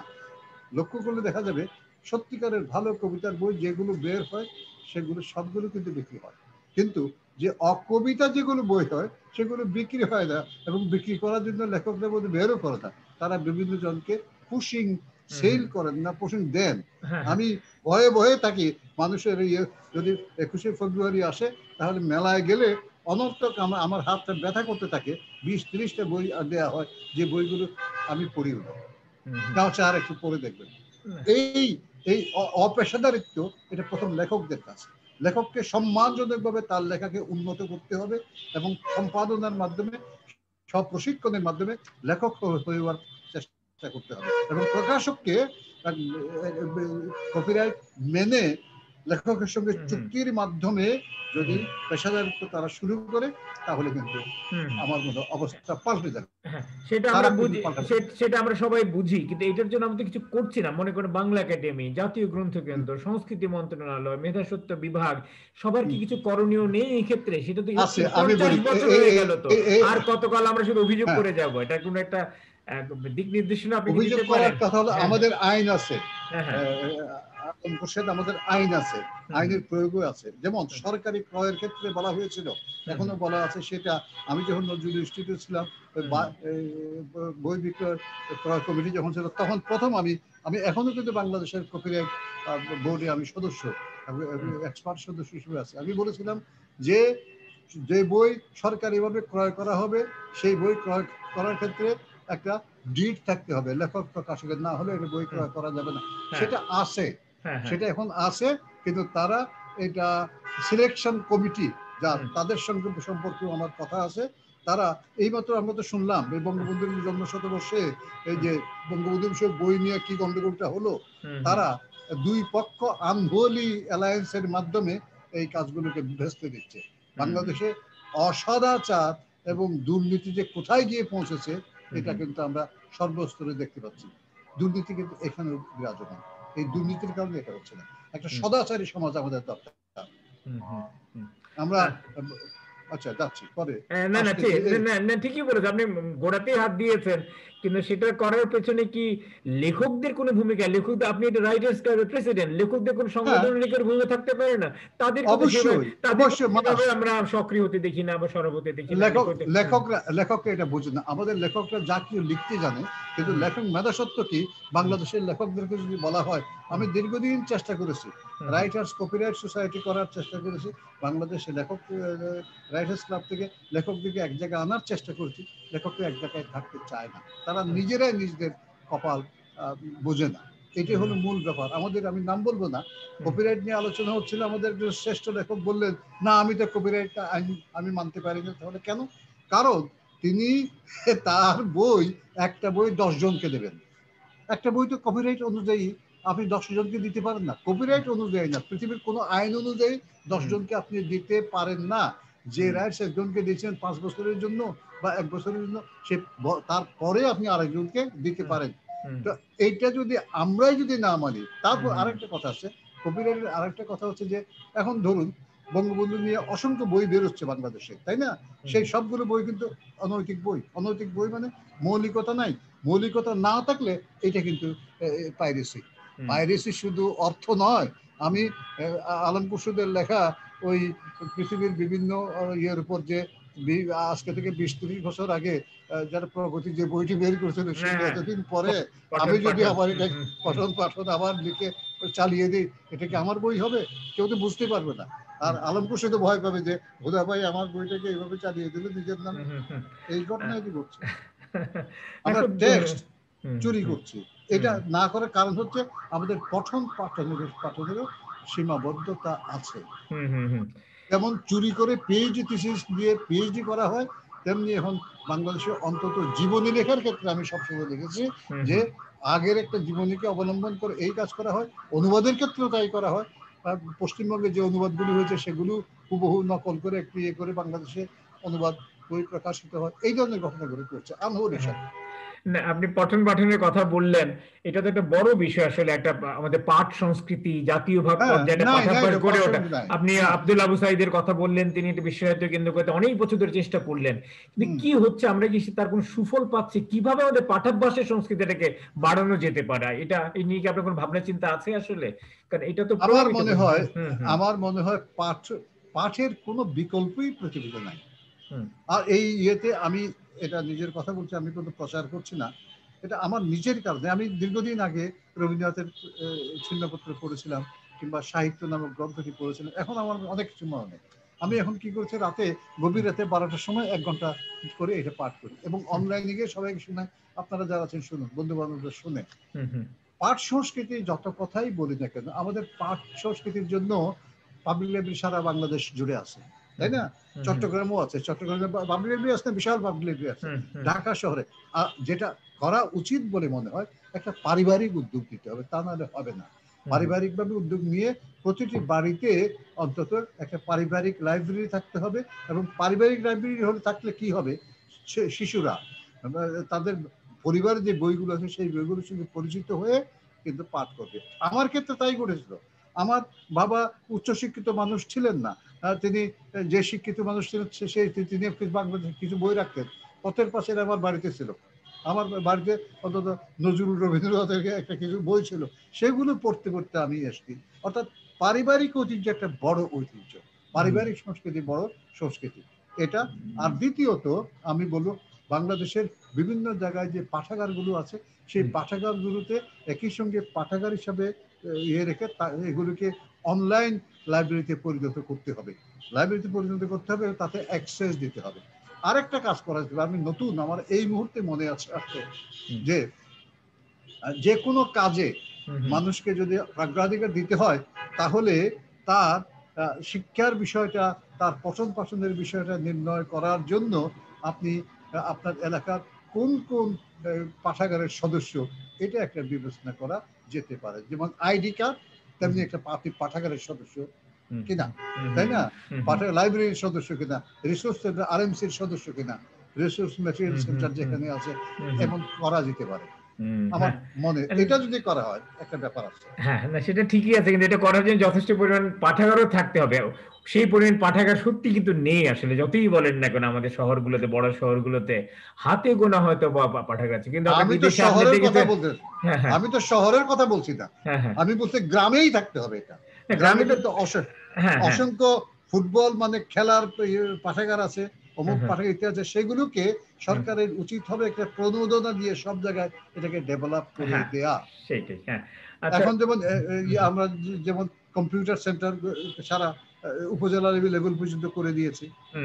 কম্পিউটার সেন্টার যদি করা যায়, কম্পিউটার সেন্টারের সঙ্গে এই ধরনের আরএমসি রিসোর্স ম্যাটেরিয়াল সেন্টার করা যেতে পারে। এটা একটা প্রগতি। এটা মানে অর্থের দিক থেকে বলবো না, যেমন আমরা যদি মিড লেভেল ইয়েতে চলে যেতে চাই, গ্রাজুয়েশন করতে চাই, শুধুমাত্র টাকার অঙ্ক $2000 বেশি হলেই আমাকে দিতে পারে তা না, পাশাপাশি জ্ঞানের ক্ষেত্রে আমার ইয়েটা কত দূর সেটাও আমার নির্ণয় করতে হবে। সেটাই, কিছুদিন আগে সারা পৃথিবীতে এটা জরিপ হলো যে জ্ঞান চর্চা দিতে বাংলাদেশ অনেক পিছিয়ে আছে, 138 নম্বরে আছে। সেইটাকে তো আমাদের একটা বার্তা হিসেবে নেওয়া উচিত এবং সেখানে কিছু বিনিয়োগ করা দরকার আসলে আর কি, এবং তার জন্য একটা সামাজিক চাপও থাকা উচিত বলে মনে করি। আপনার সংগঠন আছে, সেখান থেকে দাবিগুলো তোলা দরকার। আমরা আরেকটি প্রসঙ্গ আসতে চাই, এটি ঠিক এটার সঙ্গে যুক্ত নয়, যেহেতু আপনি নিজে বাংলা একাডেমিতে ছিলেন, বইমেলা পরিচালনা করেছেন অনেকবার, প্রকাশকের যোগাযোগ আছে, এই পরিপ্রেক্ষিতে বলছি, এই যে এই বছর করোনা পরিস্থিতির কারণে বলা হচ্ছে যে সম্ভবত এই বছর বইমেলা হবে না, বা হলেও কি আগে কেউ জানে না, আপনার কি করে চিন্তা ভাবনা আছে আদৌ হওয়া উচিত কিনা, আমার মনে হয় যে এটা দুঃখজনক, কিভাবে হতে পারে, কি করা উচিত, চ্যালেঞ্জ গুলো কিভাবে মোকাবেলা করা যেতে পারে, কারণ এটা হওয়া উচিত বলে আমি ব্যক্তিগত বিশ্বাস করি আর কি। এইটা আমরা কি কাঁচা বাজার বন্ধ করেছি? আমরা যদি হাতের পুরে বিশাল কাঁচা বাজার আমার বাম পাশে আছে, এটা বন্ধ করতে পেরেছি? আমরা বিশাল বিশাল গরুর হাটগুলো বন্ধ, মানে গরু যেখানে গরু জবাই করা হয়, আমি গরুর হাট মানে কোরবানির গরুর হাট বলছি না, বাংলাদেশের কোনো বাজারই খাদ্যের বাজার বন্ধ হয় নাই। খাদ্যের বাজার বন্ধ না হলে ওইখানে যদি স্বাস্থ্যবিধি মেনে মানুষ যেতে পারে, তাহলে বই মেলা সারা বাংলাদেশে একটা মাত্র বই মেলা, এবং সারা পৃথিবীতে এটা অনন্য বই মেলা। এই বই মেলার সঙ্গে আমি বলবো আমার রক্তের সম্পর্ক, ঘামের সম্পর্ক। আমি নিজ হাতে এই বই মেলার সদস্য সচিব ছিলাম অন্তত 20 বছর। তো এটার সম্পর্কে বলবো, এই বই মেলা বাঙালির প্রাণের মেলা, এবং এইখানে স্বাস্থ্যবিধি মেনে অবশ্যই আমরা এটা করতে পারি, করা যেতে পারে, এবং এই সংস্কৃতিকে হঠাৎ করে বন্ধ করে দেওয়া এটা উচিত হবে বলে মনে হয় না। আমার মনে হয় এটা সবাই বিয়ে করবেন। আপনি বাসে তো কেউ স্বাস্থ্যবিধি মানছে না, না মানা সত্ত্বেও বাসে সবাইকে যেতে দিচ্ছেন, তাতে মানুষের কিছু হচ্ছে কি হচ্ছে না তার পরিণাম কেউ ভাবছে না। বই মেলায় গেলে কেন হবে? বরং আমি বলবো বই মেলা এটা করা সম্ভব। যেমন আমি একটা সহজ কথা বলি, বই মেলায় যারা ঢুকবে তাদের প্রত্যেকে মাস্ক যেমন থাকবে, ঢোকার মুহূর্তে সবাইকে স্যানিটাইজ করে যেতে হবে, এক ব্যাপার। আর সেখানে কায়িক দূরত্বটা বজায় রাখতে হবে। তারপরেও যে যদি ইয়ে হয়, সেটা আমরা যারা ঢুকবে সে তার নিজের দায়িত্বে ঢুকবে। যেমন আমি নিজের দায়িত্বে বাসে উঠি, যেমন আমি নিজের দায়িত্বে বাজার করতে যাই, তাই না? এই ইয়েটা দিতে হবে। আরেকটা ব্যাপার কি, করোনার সঙ্গে সারা পৃথিবীর মানুষ এখন বসবাস করছে, আর করোনার জন্য টিকা বেরিয়ে আসছে, তাতে দেখা যাচ্ছে টিকাগুলো 70% বেশি নাকি কাজ করে না। সব টিকা জুলাইয়ের আগে আসবে না। আমি বলবো এখানে একটা বড় কথা আমি বলি, বাংলাদেশে এমন কিছু মেডিসিন আছে যে আমরা ভেষজ মেডিসিন, যে মেডিসিনের কথা আমি বারবার বলেছি, হোমিওপ্যাথিক মেডিসিন আছে, প্রোফাইলেটিক ডোজ আমি দিয়েছি। আল্লাহর রহমতে আমি কিন্তু এখন পর্যন্ত ভালো আছি, এবং আমার এই এই প্রোফাইলেটিক ডোজগুলো যারা গ্রহণ করেছেন তারা ভালো আছে। আর সবচেয়ে বড় কথা হলো স্বাস্থ্যবিধি মেনে যদি আমি পরিষ্কার পরিচ্ছন্ন থাকি এবং ভেষজ গ্রহণ করি সকালে, তাহলে আমার কিন্তু ইয়ে হওয়ার সম্ভাবনা অনেক কমে যায়, অনেক কমে যায়।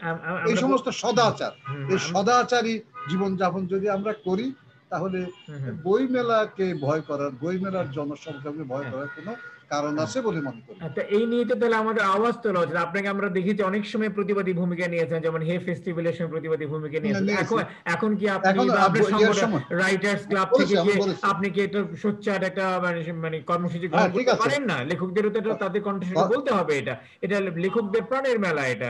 সেই ক্ষেত্রে আমি আশা করছি আপনারা আরেকটু সরব হবেন, এবং এটার ক্ষেত্রে আমার মনে একটা আলাপ আলোচনার মাধ্যমে একটা ব্যতিক্রমী বা একটা মানে একটা কোন বিশেষ পদ্ধতিতে হলো, অল্প দিনের জন্য হলো আর কি, আমার মনে হয় অল্প দিনের জন্য হওয়ার কোনো কারণ নেই, ওটা এক মাসের জন্য, এক মাসের জন্যই হতে পারে, আবহাওয়া যদি সাপোর্ট করে। এই ব্যাপারে আমি আপনাদের কাছ থেকে কিছু কর্মসূচি প্রত্যাশা করছি। যাই হোক, আমরা আমাদের পরবর্তী আলোচনায় যাই। সেটা হচ্ছে যে আপনার এখন এই মুহূর্তে, আপনি তো অনেক ধরনের কাজ করেন, এই মুহূর্তে কি কাজ করছেন বা কাজ নিয়ে কি পরিকল্পনা আছে আপনার নিজের লেখালেখি নিয়ে, আবার বাংলাদেশের সাহিত্য নিয়েও আপনার প্রত্যাশা বা স্বপ্নের জায়গাটি কি, যদি আমাদের সঙ্গে একটু ভাগ করে নিতেন আর কি। বাংলাদেশের সাহিত্য নিয়ে স্বপ্নের জায়গাটার কথা বলি, সেটা হচ্ছে বাংলাদেশে এখন কিন্তু সাহিত্যের একেবারে জোয়ার বলা যেতে পারে, প্লাবন বলা যেতে পারে, উপপ্লাবন বলা যেতে পারে, বিশেষ করে তরুণ সমাজ এটা একটা সুলক্ষণ।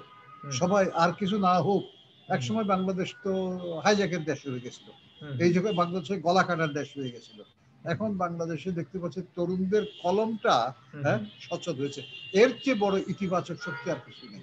এই যে কলমের শক্তি, এই কলমের শক্তিকে আমাদেরকে ব্যবহার করতে হবে ইতিবাচকভাবে, এবং ব্যবহার করেই আমাদেরকে এগিয়ে যেতে হবে। তো কথা হচ্ছে সেটা কিভাবে, আমি সেটা এখনো কিন্তু বুঝতে পারছি না। তো করোনা থেকে মুক্তি পাওয়ার পর আমি আগে যেটা বললাম সেইভাবে মানে সবাইকে তাদেরকে দিতে হবে, পথ দেখিয়ে দিতে হবে, যেন আমরা ইতিবাচকভাবে জ্ঞান চর্চাটা করতে পারি। আমি আবার ট্র্যাক হারিয়েছি, কি বলছিলাম? না, সেটা ঠিক আছে। বাংলাদেশের সাহিত্য নিয়ে আপনার প্রত্যাশা, স্বপ্ন এবং আপনার প্রত্যাশা, এই প্রত্যাশা যদি তাই হয়, আমি বলি যদি তাই হয়, বাংলাদেশে এখন কিন্তু সাহিত্যের বহু ধরনের প্রকরণ নিয়ে লেখকরা কাজ করছে। তারা যদি অনুকূল পরিবেশ পায় এবং তারা নিজেরা যদি দায়িত্ব সম্পন্ন হয়, তাহলে বাংলাদেশের সাহিত্য এগুবে, এতে কোনো ইয়ে নেই। আমার কোনো মানে আমার কোনো এই নিয়ে আমার কোনো অন্য ধরনের নেগেটিভ কোনো ইয়ে নাই, এটা এগুবে। তবে তার জন্য সরকারকে এবং প্রাতিষ্ঠানিকভাবে কিছু তাদেরকে সাহায্য পেতে হবে। যেমন একটা কথা বলি, বাংলাদেশে আমি যখন বাংলা একাডেমিতে ছিলাম, তখন ওই সময় আমি এটার পরিচালক ছিলাম বলেই বলছি, তরুণ লেখক প্রকল্প তৈরি করেছিলাম। সেই তরুণ লেখক প্রকল্পে 200 যে তরুণ লেখক তারা সাহিত্যকলার প্রশিক্ষণ পেয়েছিল, তারা কিন্তু বাংলাদেশে এখন বেশ সম্মুখসারী লেখকের পরিণত হয়ে আছেন। ফোনটাকে একটু যদি সাইলেন্ট করে দিতে পারেন।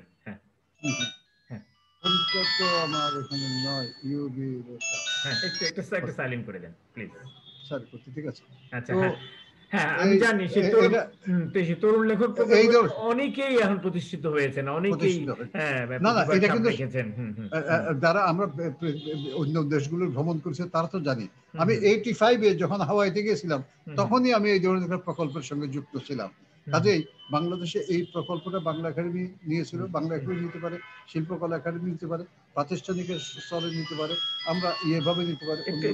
একটু সাইলেন্ট করে দেন প্লিজ। সাইলেন্ট করা যাচ্ছে না, বন্ধ করে দেন, বন্ধ করে দেন। হ্যাঁ, বন্ধ করে দিচ্ছি। বন্ধ হয়ে গেছে। হ্যাঁ, তো এই যেটা বলছিলাম, আর আপনার নিজের কি পরিকল্পনা আছে, নিজের কাজকর্ম, সাহিত্য চর্চা, আমি সামনে আমার ভবিষ্যতে কি করছেন, এখন কি করছেন এবং ভবিষ্যতের জন্য কি ভাবছেন? আমি শুধু একটা কথাই বলি, এখন প্রতিদিনই আমি লিখছি। আচ্ছা। আজকেও আমি কবিতা আপলোড করছি, গতকালকে 4টা কবিতা আপলোড করেছি। এই হুম, হুম, কবিতার ক্ষেত্রে এই মুহূর্তে আমি যেটা লিখছি, আমি জলের গজল বলে হুম, হুম, ভিন্ন আঙ্গিকের, হ্যাঁ, হুম, গজলকে আমার মতো আঙ্গিকে নিয়ে এসে বাংলা ভাষায় আমি লেখার চেষ্টা করছি। হুম, এটা হলো আমার একেবারে সাম্প্রতিকতম কাজ। হুম, আর ইতিমধ্যে আমি বেশ কিছু অনুবাদও করছি। সেটি হচ্ছে হুম, পবিত্র কোরআন শরীফের অনুবাদ, মানে গদ্যে নয়, পদ্যে হুম, হুম, করা। অর্ধেকের মতো অনেক দূর আমি এগিয়েছি, কাজটা চলছে। হুম, হুম, আর আমার অজস্র, এই যে কাজটা করা উচিত, হুম, অজস্র গদ্য পদ্য কিন্তু হুম, ইতস্তত ছড়িয়ে ছিটিয়ে আছে। হুম, হুম, অন্তত গোটা 50 পাণ্ডুলিপি তৈরি হতে পারে। আমি আস্তে আস্তে সেগুলিকে গোছাবার চেষ্টা করছি। আচ্ছা। তারপর আমার সামনের যে কাজ, সেটি হুম, হুম। হচ্ছে, এই স্বপ্নটা আমি বলতে চাচ্ছি না, না, না, আমি শুনতে আমি চাই। হ্যাঁ, হ্যাঁ, হ্যাঁ, গদ্য কিংবা পদ্যে হ্যাঁ, আমি এমন একটি দীর্ঘ বয়ান লিখতে চাই, হুম, হুম, যে বয়ানের মধ্যে একজন ব্যক্তির প্রাগৈতিহাসিক শুরু থেকে হুম, হুম, দূরতম গন্তব্য পর্যন্ত হুম, হুম, একটা যাত্রার বিষয় থাকবে। হুম, এটা হুম, কবিতায় হতে পারে, এটা গদ্য। উপন্যাসেও হতে পারে। হুম, হুম, আমার মাথায় কাজ চলছে, এটা করতে গেলে হুম, হুম, হুম, পৃথিবীর বিভিন্ন অঞ্চলের যে মিথগুলো এবং পৃথিবীর যে ইতিহাস, সেই ইতিহাসটা, হুম, হুম, মিথের পাশাপাশি মানুষের যে ধর্মবিশ্বাস, ধর্মবিশ্বাসের পর মানবিকতার যে বিকাশ, হুম, মানবিকতার বিকাশের পর মুক্ত মানুষের যে আবির্ভাব, হুম, হুম, এই সব কিছুকে নিয়ে হুম, হুম, ছোট হোক বড় হোক একরৈখিক একটা বয়ান তৈরি হুম, করা যায় কিনা, হুম। সেই চিন্তাটা আমার মাথায় আছে। আচ্ছা।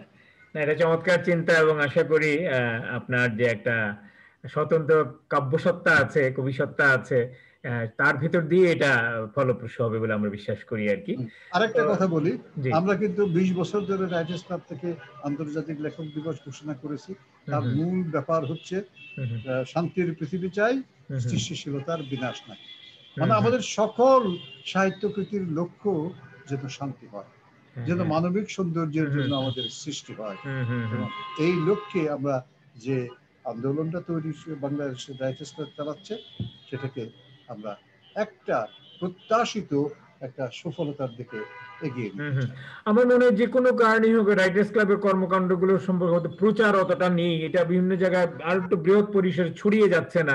সেই কাজটাও বোধহয় আপনারা আর একটু করার পরিকল্পিত দরকার, করা অবশ্যই দরকার সেটা। আছে আমি মনে করি আর কি। হ্যাঁ। আচ্ছা, আমরা শেষ করব। শেষের আগে আপনার একটা বাংলাদেশ ভাবনা, অর্থাৎ আগামী বছর না এই বছরই আমাদের সুবর্ণ জয়ন্তী পালিত হচ্ছে স্বাধীনতার, হ্যাঁ, সাড়ম্বরে।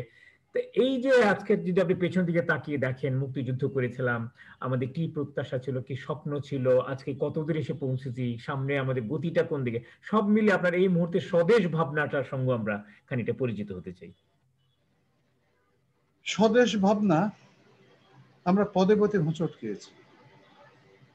বাংলাদেশ স্বাধীন হয়েছে এবং একটি মাত্র মানুষের একরৈখিক মনোভাবের জন্য, তার নাম বঙ্গবন্ধু শেখ মুজিবুর রহমান। যে যুদ্ধ তিনি শুরু, এখন যুদ্ধ তিনি শেষ করা যেতে পারে। তার সঙ্গে যেটা ছিল অনমনীয়তা। যদি আমরা 1000 বছরের ইতিহাস থেকে বঙ্গবন্ধু শেখ মুজিবুর রহমান নামটা বাদ দিয়ে দিই, তাহলে বাংলাদেশের স্বাধীনতা নেই, তাহলে বাংলাদেশ নাই, স্বাধীন সার্বভৌম সত্তা হিসেবে নাই। বাংলাদেশ জন্ম লাভ করার পর 75 সালে বঙ্গবন্ধুকে যে সরিয়ে দিয়ে যে চেষ্টাটা করা হয়েছিল বাংলাদেশকে অন্য কিছু করা, বাংলাদেশের মুক্তিযুদ্ধ তাকে চেতনাকে লুপ্ত করে দেয়া, যেটা যে যারা অন্ধ আর কি, সবসময় যারা অন্ধ, যারা বোঝে না ইতিহাসের মোড়, যারা বোঝে না, তারা এই কাজটি করতে চেয়েছিল। কিন্তু তারা জানে না, কেউ কোনো ব্যক্তিকে শরীরভাবে সরিয়ে দিলে হবে না। তার আদর্শ যদি প্রথিত থাকে এবং সেটা যদি সচল থাকে, তাহলে কখনো সেটা যায় না। বাংলাদেশের ক্ষেত্রে তাই হয়েছে। কিন্তু কথা হচ্ছে এই, যে নৈয়ায়িক আদর্শের ভিত্তিতে বঙ্গবন্ধু শেখ মুজিবুর রহমান সোনার বাংলা চেয়েছিলেন, বঙ্গবন্ধুর বাংলাদেশ চেয়েছিলেন, সেটা নানা কারণে, প্রথম কথা হচ্ছে বিরোধী শক্তি 21 বছর ছিল, ফলে তারা একেবারে সম্পূর্ণভাবে বাংলাদেশের ইতিবাচক মুক্তিযুদ্ধের শক্তিকে শেষ করতে চেয়েছিল। তা তাদের বাইরে গিয়ে তাদের বাংলাদেশ পিছিয়ে পড়ছে। সেইখান থেকে বাংলাদেশকে উঠে আসতে হবে। উঠে এসে আমি বলবো, আমি সেই বাংলাদেশকে চাই যে বাংলাদেশ শুধু লেখাজোকার বাংলাদেশ নয়, কাজ করার বাংলাদেশ। যে বাংলাদেশ বঙ্গবন্ধু শেখ মুজিবুর রহমান যে বাংলাদেশের চিন্তা করেছিল, রূপরেখা দিয়েছিলেন, কি বাংলাদেশ? সেই সংসদে সংবিধানের বাংলাদেশ, মাঙ্গলিক বাংলাদেশ, যে বাংলাদেশের মূল ছিল গণতন্ত্র, জাতীয়তাবাদ, সাম্প্রদায়িক অসাম্প্রদায়িক শক্তি এবং তারপরে গণতন্ত্র। এর ভিতরে সবচেয়ে বড় জিনিস হচ্ছে সামাজিক ন্যায় বিচার। আমরা বড় রাষ্ট্র হব, ধনী রাষ্ট্র, সবকিছু হবে, কিন্তু সেই রাষ্ট্রের সেই সম্পদটা যেন সুবন্টিত হয়, এই কাজটা করতে হবে। আমি তেমন একটি মঙ্গলময় সূর্যের বাংলাদেশ চাই, সোনার বাংলা চাই। সোনার বাংলা অবশ্যই চাই, কিন্তু সেই সোনার বন্টন যেন সুবন্টিত হয়, সোনার বন্টন যেন সদাচারী বন্টন হয়। এটাই কিন্তু এটা আমাদের বঙ্গবন্ধু শেখ মুজিবুরের যে এটা স্বপ্ন, যেই জন্য তিনি একরৈখিক একটা শাসন ব্যবস্থা তৈরি করার স্বপ্ন দেখেছিলেন, যাকে আমরা ভুল বুঝেছি, যাকে আমরা বাকশাল বলে গালি দিয়েছি, এবং এখনো আমরা তার শত্রুরা তাকে এই কথা বলে তাকে হটিয়ে দেই। কিন্তু তিনি তার মধ্যে মুক্তিযুদ্ধের সপক্ষে শক্তির ঐক্য চেয়েছিলেন। আমি মুক্তিযুদ্ধের সপক্ষে শক্তির ঐক্যবাহিত মঙ্গলময় একটি বাংলাদেশ চাই, যে বাংলাদেশ 100% গণতান্ত্রিক, শতভাগ গণতান্ত্রিক, শতভাগ সদাচারী, শতভাগ অসাম্প্রদায়িক এবং শতভাগ সামাজিক ন্যায় বিচার যে ফল লাভ করবে। সমাজতন্ত্র মানে দেশে দেশে এক এক ধরনের। আমার দেশে আমার সমাজতন্ত্র, আমার সামাজিক ন্যায় বিচার ভিত্তিক, আমার কিন্তু সুবন্টন, এটাই আমি মনে করি। মঙ্গলময় রাষ্ট্রের জন্য বাংলাদেশে আর কোনো বিকল্প আছে বলে মনে করি। অনেক ধন্যবাদ। আমরা আপনার পাঠ শুনবো, তো তার আগে আমার এক বন্ধু এখানে যুক্ত হয়েছেন, সালাউদ্দিন।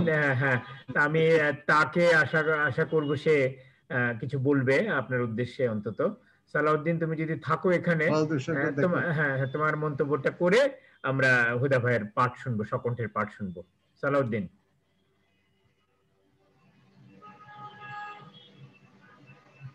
হ্যাঁ, তোমার মাইক্রোফোনটা একটু অন করো প্লিজ।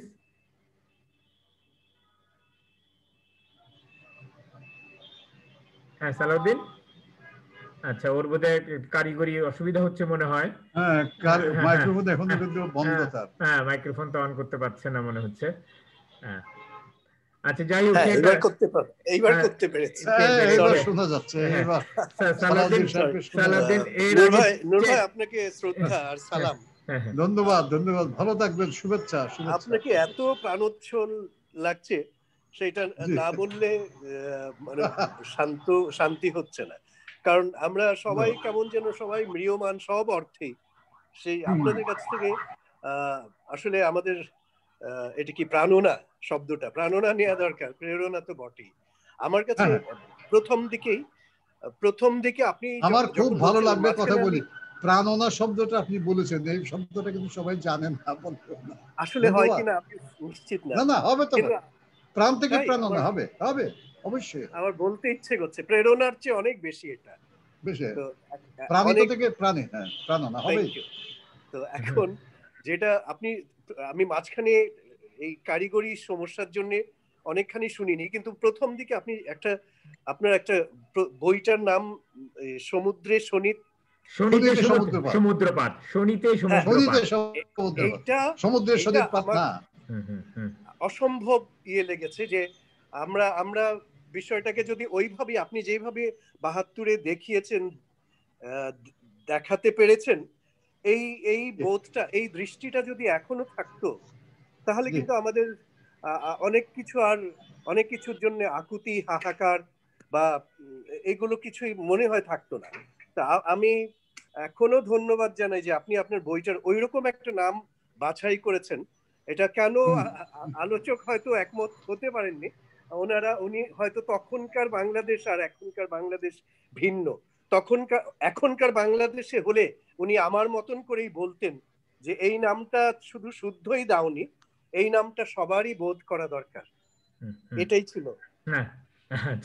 ধন্যবাদ, অনেক ধন্যবাদ। অনেক ধন্যবাদ। আচ্ছা হুদা ভাই, আমার লাইভে একটা কমেন্ট এসছে লন্ডন থেকে, আমাদের বন্ধু আলমগীর হক স্বপন, আলমগীর ফরিদুল হক, সে লিখেছে যে it's great Khurshid asserting importance of বইমেলা, and Huda bhai also has shown his ontological interpretation of Boimela, giving significance how it is so attached to our cultural premise. Beautiful echoing together, and let it be our Boimela in continued spree in a small way or other. সে আপনাকে সায় দিয়েছে। ধন্যবাদ ধন্যবাদ। আর আনিস আমি জানি সারা পৃথিবীতে এই ধরনের কমেন্টই আর ইতিবাচক কমেন্ট আসবে, ফলে আমাদের মেলাটা করতেই হবে কিন্তু আর কি। যাই হোক, হ্যাঁ, আমরা একেবারে শেষ পর্যায়ে চলে এসেছি। আমরা এবার হুদা ভাইয়ের সকণ্ঠে কিছু পাঠ শুনবো, শোনার পরে ওনার একটু উপসংহার মন্তব্যের ভিতর দিয়ে আজকের অনুষ্ঠানে ইতি টানবো। হুদা ভাই, আপনার পাঠ পর্ব। ধন্যবাদ। আমি যখন পাঠ করতে যাচ্ছি, এই কবিতাগুলো বহুবার পঠিত হওয়া সত্ত্বেও আমার কণ্ঠে, যেহেতু আমি এই অনুষ্ঠানে প্রথম আসছি, আমার সামনে যেটা পড়ে গেল, আমার বাছাই ৭০ থেকে প্রথম কবিতাটি, আমরা তামাটে জাতি। যে তামাটে জাতির জন্য বোধ হয় আমাকে ওই জাতিসত্তার কবি এই কথাটা বলা হয়। কবি তো আমি বলি এখন জাতিসত্তার তো বটেই, মানব সত্তা, জাতিসত্তার পাশাপাশি মানব সত্তা একটা বড় ব্যাপার। এখন বাঙালি শুধু রাষ্ট্রীয় বাঙালি না, বিশ্ব বাঙালি এটাও। আর বাংলাদেশের জাতি, বাংলাদেশ জাতিটাকে আমি কিন্তু বৈশ্বিক জাতি বলে মনে করি। কারণ এই বাংলাদেশ জাতি আমাদের নৃতাত্ত্বিক বৈশিষ্ট্য দিয়ে আমরা দেখি সারা পৃথিবীর সব নৃতাত্ত্বিক বৈশিষ্ট্য আমাদের ভিতর এমএস হয়ে আছে, তাই না? তারপর আবার যদি যে বৈশিষ্ট্যের কথা বলি সেটাও তাই, আমাদের যে লৌকিক বৈশিষ্ট্য সেটাও তাই, আমাদের যে যে বৈশিষ্ট্য আত্মিক বৈশিষ্ট্য সেটাও কিন্তু আমরা এখানে দেখতে পাচ্ছি। আমরা তামাটে জাতি।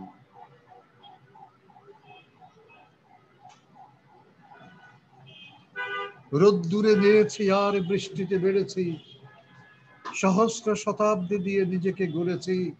আমরা তামাটে জাতি, আমরা এসেছি। আগমনী স্মৃতি হয়ে লেগে আছে 18 জীবন, আমাদের জন্মনগ্ন জাতিস্বর পায়। যৌবন ঘুঙুর হয়ে যায়, বেজে যায় ব্রহ্মাণ্ডের মতো এক স্বয়ম্ভু স্বপন। সব স্মৃতি, সব ধ্বনি একাঙ্গে পুষেছি। আমরা তামাটে জাতি, আমরা এসেছি। কেউ কেউ তুনধারী, কেউ কেউ বেহালা বাদক, কারো হাতে একতারা, কারো হাতে ধারালো ফলক। অনন্ত সময় জুড়ে, জমি জমা জুড়ে আমরা তো উৎসবে মেতেছি। আমরা তামাটে জাতি, আমরা এসেছি। সমুদ্রের তলরূপী, গুহারূপী, মাতৃ গর্ভরূপী, হৃদয়ের স্বপ্ন সজ্জা ছেড়ে সঙ্গীন সদৃশ সব লাঙল উঁচিয়ে মার্চ পাস্ট করতে করতে আমরা এসেছি। আমরা তামাটে জাতি, আমরা এসেছি। এই আশা, এই গতি ভাষা, এই পথে রচিত হলো আমাদের সব ভালোবাসা। ভালোবাসা জ্যোৎস্না রাতে অশ্রান্ত বর্ষণ, ভালোবাসা তীব্রতাপে ভুবন কর্ষণ। ভালোবেসে জীবনকে আনন্দ চেয়েছি। আমরা তামাটে জাতি, আমরা এসেছি। রাজ ধর্ম পিছে ফেলে গোত্রের আরতি, লোক ধর্মে লোক সঙ্গে সুদীক্ষা নিয়েছি। আমরা তামাটে জাতি, আমরা এসেছি, আমরা এসেছি। বাহ, অসাধারণ। এই কবিতাটি 1969 থেকে 1972 সনের মধ্যে লেখা, বাংলাদেশ স্বাধীন হচ্ছে। তারপর আমি দ্বিতীয় যে কবিতাটি পড়তেছি, এটাও দেশ ভাষাভিত্তিক। আমার এই সাম্প্রতিক সময়ের লেখা কবিতা। যখন বাঙালি আর শুধু ঘরের ভিতর, ঘর কোনো বাঙালি বিশ্ব বাঙালি হয়ে গেছে এবং একটা ভাষা রাষ্ট্র আবাসিত হয়ে উঠেছে। আমার জন্ম কক্সবাজারে, যাকে আমি বলি দরিয়ানগর, তাকে নিয়েই এই কবিতাটি লেখা। এই কবিতাটি শুরু হয়েছিল বাংলাদেশের বাইরে, লেখা শুরু হয়েছিল, বাংলাদেশের ভিতরে এসে সব আমি সম্পূর্ণ করেছি 2012 সালে। যতদূর বাংলা ভাষা ততদূর এই বাংলাদেশ, দরিয়ানগরে জন্ম, পৃথিবীর সর্বপ্রান্ত আমার স্বদেশ। এ বাংলার হাটে মাঠে, ধানি রং কিষানির বাটে, নদী ও নারীর মাকে, পাক পাখারির ঝাঁকে, হাজার বছর ধরে জীবনের আনন্দরা হাঁটে। সাম্পান ভাষায় তারা আঁশ নাই দরিয়ার তরঙ্গে অশেষ। যত দূর বাংলা ভাষা তত দূর এই বাংলাদেশ। সাইবেরিয়ার সাদা বরফের টুকরো মুখে সিডনি টরেন্টো হয়ে হাজার ডানার পাখি উড়ে যায় অতি দূর আমাজন বাঁকে। বঙ্গোপসাগর পাড়ি দিয়ে জগতের 3 ভাগ জল খুঁটে খুঁটে মাদাগাস্কার ঘুরে এসে পলিশ্রুত তাহিতির ঘাটে ভাটিয়ালি ভাউয়াইয়ার তাম্রবর্ণ সহোদর সহোদর হাটে একতারা দোতারার সুরে সুরে আওলায় বাউলের আলুথালু কেশ। যত দূর বাংলা ভাষা তত দূর এই বাংলাদেশ। আমাকে চিনেছে লাল কাঁকড়ার হানা, মালকা বানুর ডানা, রূপচান্দা লইট্টা আর ইলিশের কেউ। উজান ভাটির স্রোতে দরিয়ার মা চিংড়ি, সূর্যাস্তের ঢেউ। শখ খুন আর্য আর অনার্যের কলল মানব স্রোতে অনন্তর শান্তি বিশ্বে আমাকেই ডাকে। সাদা কালো তামাটে মানুষ গায় মহুয়া মলুয়া পালা, হাঁটে তারা মানব সাগর তীরে গায়ে লাল সবুজের বেশ। যতদূর বাংলা ভাষা, যতদূর বাংলা ভাষা ততদূর এই বাংলাদেশ। এই দুটি কবিতার পরে আমি বোধ হয় আমার সর্বশেষ কিছু লেখা জলের গজল বলছিলাম, ওইখান থেকে দু একটি গজল আমি পাঠ করে শোনাচ্ছি। এই করে আমার পাঠ আমি শেষ করে দেব। ধরা যাক প্রথম ইয়েটা জলের গজল 23। মুহূর্তে অনন্ত গেথে অনন্তে অনন্তে হেঁটে এখানে এসেছি। কখনো হেঁটেছি পায়ে, কখনো ডানায় আর কখনো হামায়। উড়ে উড়ে ঘুরে ঘুরে গগনে গগনে আমি কেবল হেঁটেছি। হেঁটে হেঁটে কায়াহীন ছায়াহীন শূন্য পূর্ণ তোমাকে পেয়েছি। এবার যাব না ফিরে, সাঁতরাবো তীরে তীরে জলের গভীরে। দেখবো আমাকে আমি, দেখবো তোমাকে আমি, ধীরে ধীরে ধীরে। আলোর করাতে আমি এই ব্রহ্মাণ্ড চিরে চিরে তোমাকে চেয়েছি। আমার ভিতরে তুমি, আমার ভিতরে আমি, শূন্য পূর্ণ তোমাকে পেয়েছি। এ যুদ্ধ মিলন নয়, এ যুদ্ধ বিরহ নয়, অহরহ তুমি আমি এ যুদ্ধ চেয়েছি। এ যুদ্ধ যুদ্ধের যুদ্ধ, যুদ্ধের বিরুদ্ধে যুদ্ধ, যুদ্ধে যুদ্ধে শূন্য পূর্ণ তোমাকে পেয়েছি। জলের গজল 24। বনপথ ছেড়ে যদি মনপথে যাই, পিপাসা কাতর আমি মৃগয়া হারা। আমাকে দেখায় পথ বাগু বাগিনী, আমার বিকল্প কোনো পথ জানা নাই। আমার দুহাতে আছে তীর ধনুক, মাথায় পালক শোভা মুখোশের মুখ। মধ্যপথে বাগিনীর যখন হালুম, পালাবার আর কোনো পথ জানা নাই। দাঁত মেলে হেসে উঠে বিকট বাঘেরা, আমাকে করতে থাকে খুব জেরা কেরা। পরিণাম জেনে আমি বোকা এক রোখা, আমার তো আর কোনো পথ জানা নাই। যখন সবাই হাসে আমি বলি হাসো, হে বাঘিনী আমাকেই খেতে ভালোবাসো। তোমার আহার আমি, তুমিও আমার, আহারের অন্য কোনো পথ জানা না। আমার মনে হয় এখানেই শেষ করা যেতে পারে। অনেক ধন্যবাদ। আর আপনার আরো দুটো মন্তব্য এসছে। আমাদের আহমদ মাজার, আমাদের লেখক বন্ধু, সে নিউ ইয়র্কে থাকে এখন, সে শুনছে অনুষ্ঠান, দুটো মন্তব্য করে আমি পড়ে শোনাই আপনাকে। সে লিখছে যে বিশ্ব সাহিত্য কেন্দ্রে হুদা ভাইয়ের শ্রেষ্ঠ কবিতার প্রকাশনা উৎসবের আয়োজন করেছিলাম। জনাকীর্ণ সে আয়োজনে তখনকার অনেক সুধীজন উপস্থিত ছিলেন। খুব ভালো আলোচনা হয়েছিল তার কবিতা নিয়ে। এটা একটা। আর 2 নম্বর হচ্ছে যে পুস্তক প্রকাশনার পেশাদারিত্বের সঙ্গে সার্বিক রাষ্ট্র সংস্কৃতির সম্পর্ক আছে। কেবল পেশি শক্তি বা সংগঠিত অন্যায়ের মাধ্যমেই যদি রাষ্ট্রীয় নানা ক্ষেত্রের গন্তব্যে পৌঁছার উপায় থাকে, তাহলে পুস্তক প্রকাশনা অপেশাদার হবে না। পুস্তক ব্যবসাও তাহলে নানা অন্যায়ের মাধ্যমে সম্পন্ন হতে থাকবে, পেশাদারিত্ব আসবে না। এটা তার একটা মন্তব্য আর কি। হ্যাঁ, সেই আর কি। তো আমরা শেষ করব। শেষ করার আগে আপনার কাছ থেকে একটা উপসংহার মন্তব্য, একটা ক্লোজিং রিমার্ক দিয়ে আমরা শেষ করবো আর কি। আজকে গোটা অনুষ্ঠানের পরিপ্রেক্ষিতে আপনার একটা যদি উপসংহার মন্তব্য পাই আমরা। মানুষ তো প্রাকৃতিক ভাবেই এই পৃথিবীতে আসে একটা সীমিত জীবনের জন্য, সীমিত সময়ের জন্য। তারপর তার কাজ হচ্ছে তার আগের যে জীবন, আমরা যাকে বলি প্রায়র আর্ট, পূর্ব জ্ঞান, তার সঙ্গে পরিচিত হওয়া, এটাই হলো শিক্ষা। তারপর মানুষের নিজের ভিতর একটা চেতনা থাকে, নিজস্ব চেতনা, যা দিয়ে সে অন্য কিছু শনাক্ত করতে পারে। আমরা মনে করি এটা প্রাইমারি ইমাজিনেশন। সেই ইমাজিনেশন মানুষের ভিতর থাকে এবং সেটা দিয়ে সে তৈরি করে তার বিবেক, সেই বিবেককে যুক্ত করে তারপর শিক্ষাকে সে সম্পূর্ণ করার পর একটা সদাচারী সমাজ গঠন করে, যেখানে প্রত্যেক ব্যক্তি স্বাধীন। এটার নামই গণতন্ত্র। এই যে গণতান্ত্রিক বোধ নিয়ে, আলোর পিপাসা নিয়ে, জ্ঞানের পিপাসা নিয়ে যে সমাজ এগোয়, সেটাই সদাচারী, সেটাই আলোকিত সমাজ। আমরা কথার কথায় আলোকিত সমাজের কথা বলি। আলোকিত সমাজের প্রথম শর্ত পাঠ, দ্বিতীয় শর্ত হলো সংজ্ঞা, সেলফ নলেজ, নিজের জ্ঞান। তৃতীয় জিনিসটা হচ্ছে তারপরেই আমি নতুন নিউ নলেজ, উইজডম তৈরি করতে পারবো। আসুন আমরা জ্ঞান ভিত্তিক, প্রজ্ঞাভিত্তিক একটা সমাজের দিকে আলোকিত মানুষ হিসাবে এগিয়ে যাই। শুধুমাত্র অর্থের, বৃত্তের পাহাড় গড়ে লাভ নেই। অর্থবৃত্তের পাহাড় আমরা গড়ব, কিন্তু সেই বৃত্তকে আমরা সদাচারী জ্ঞান ভিত্তিক বন্ধনে আমরা উদ্যোগী হব।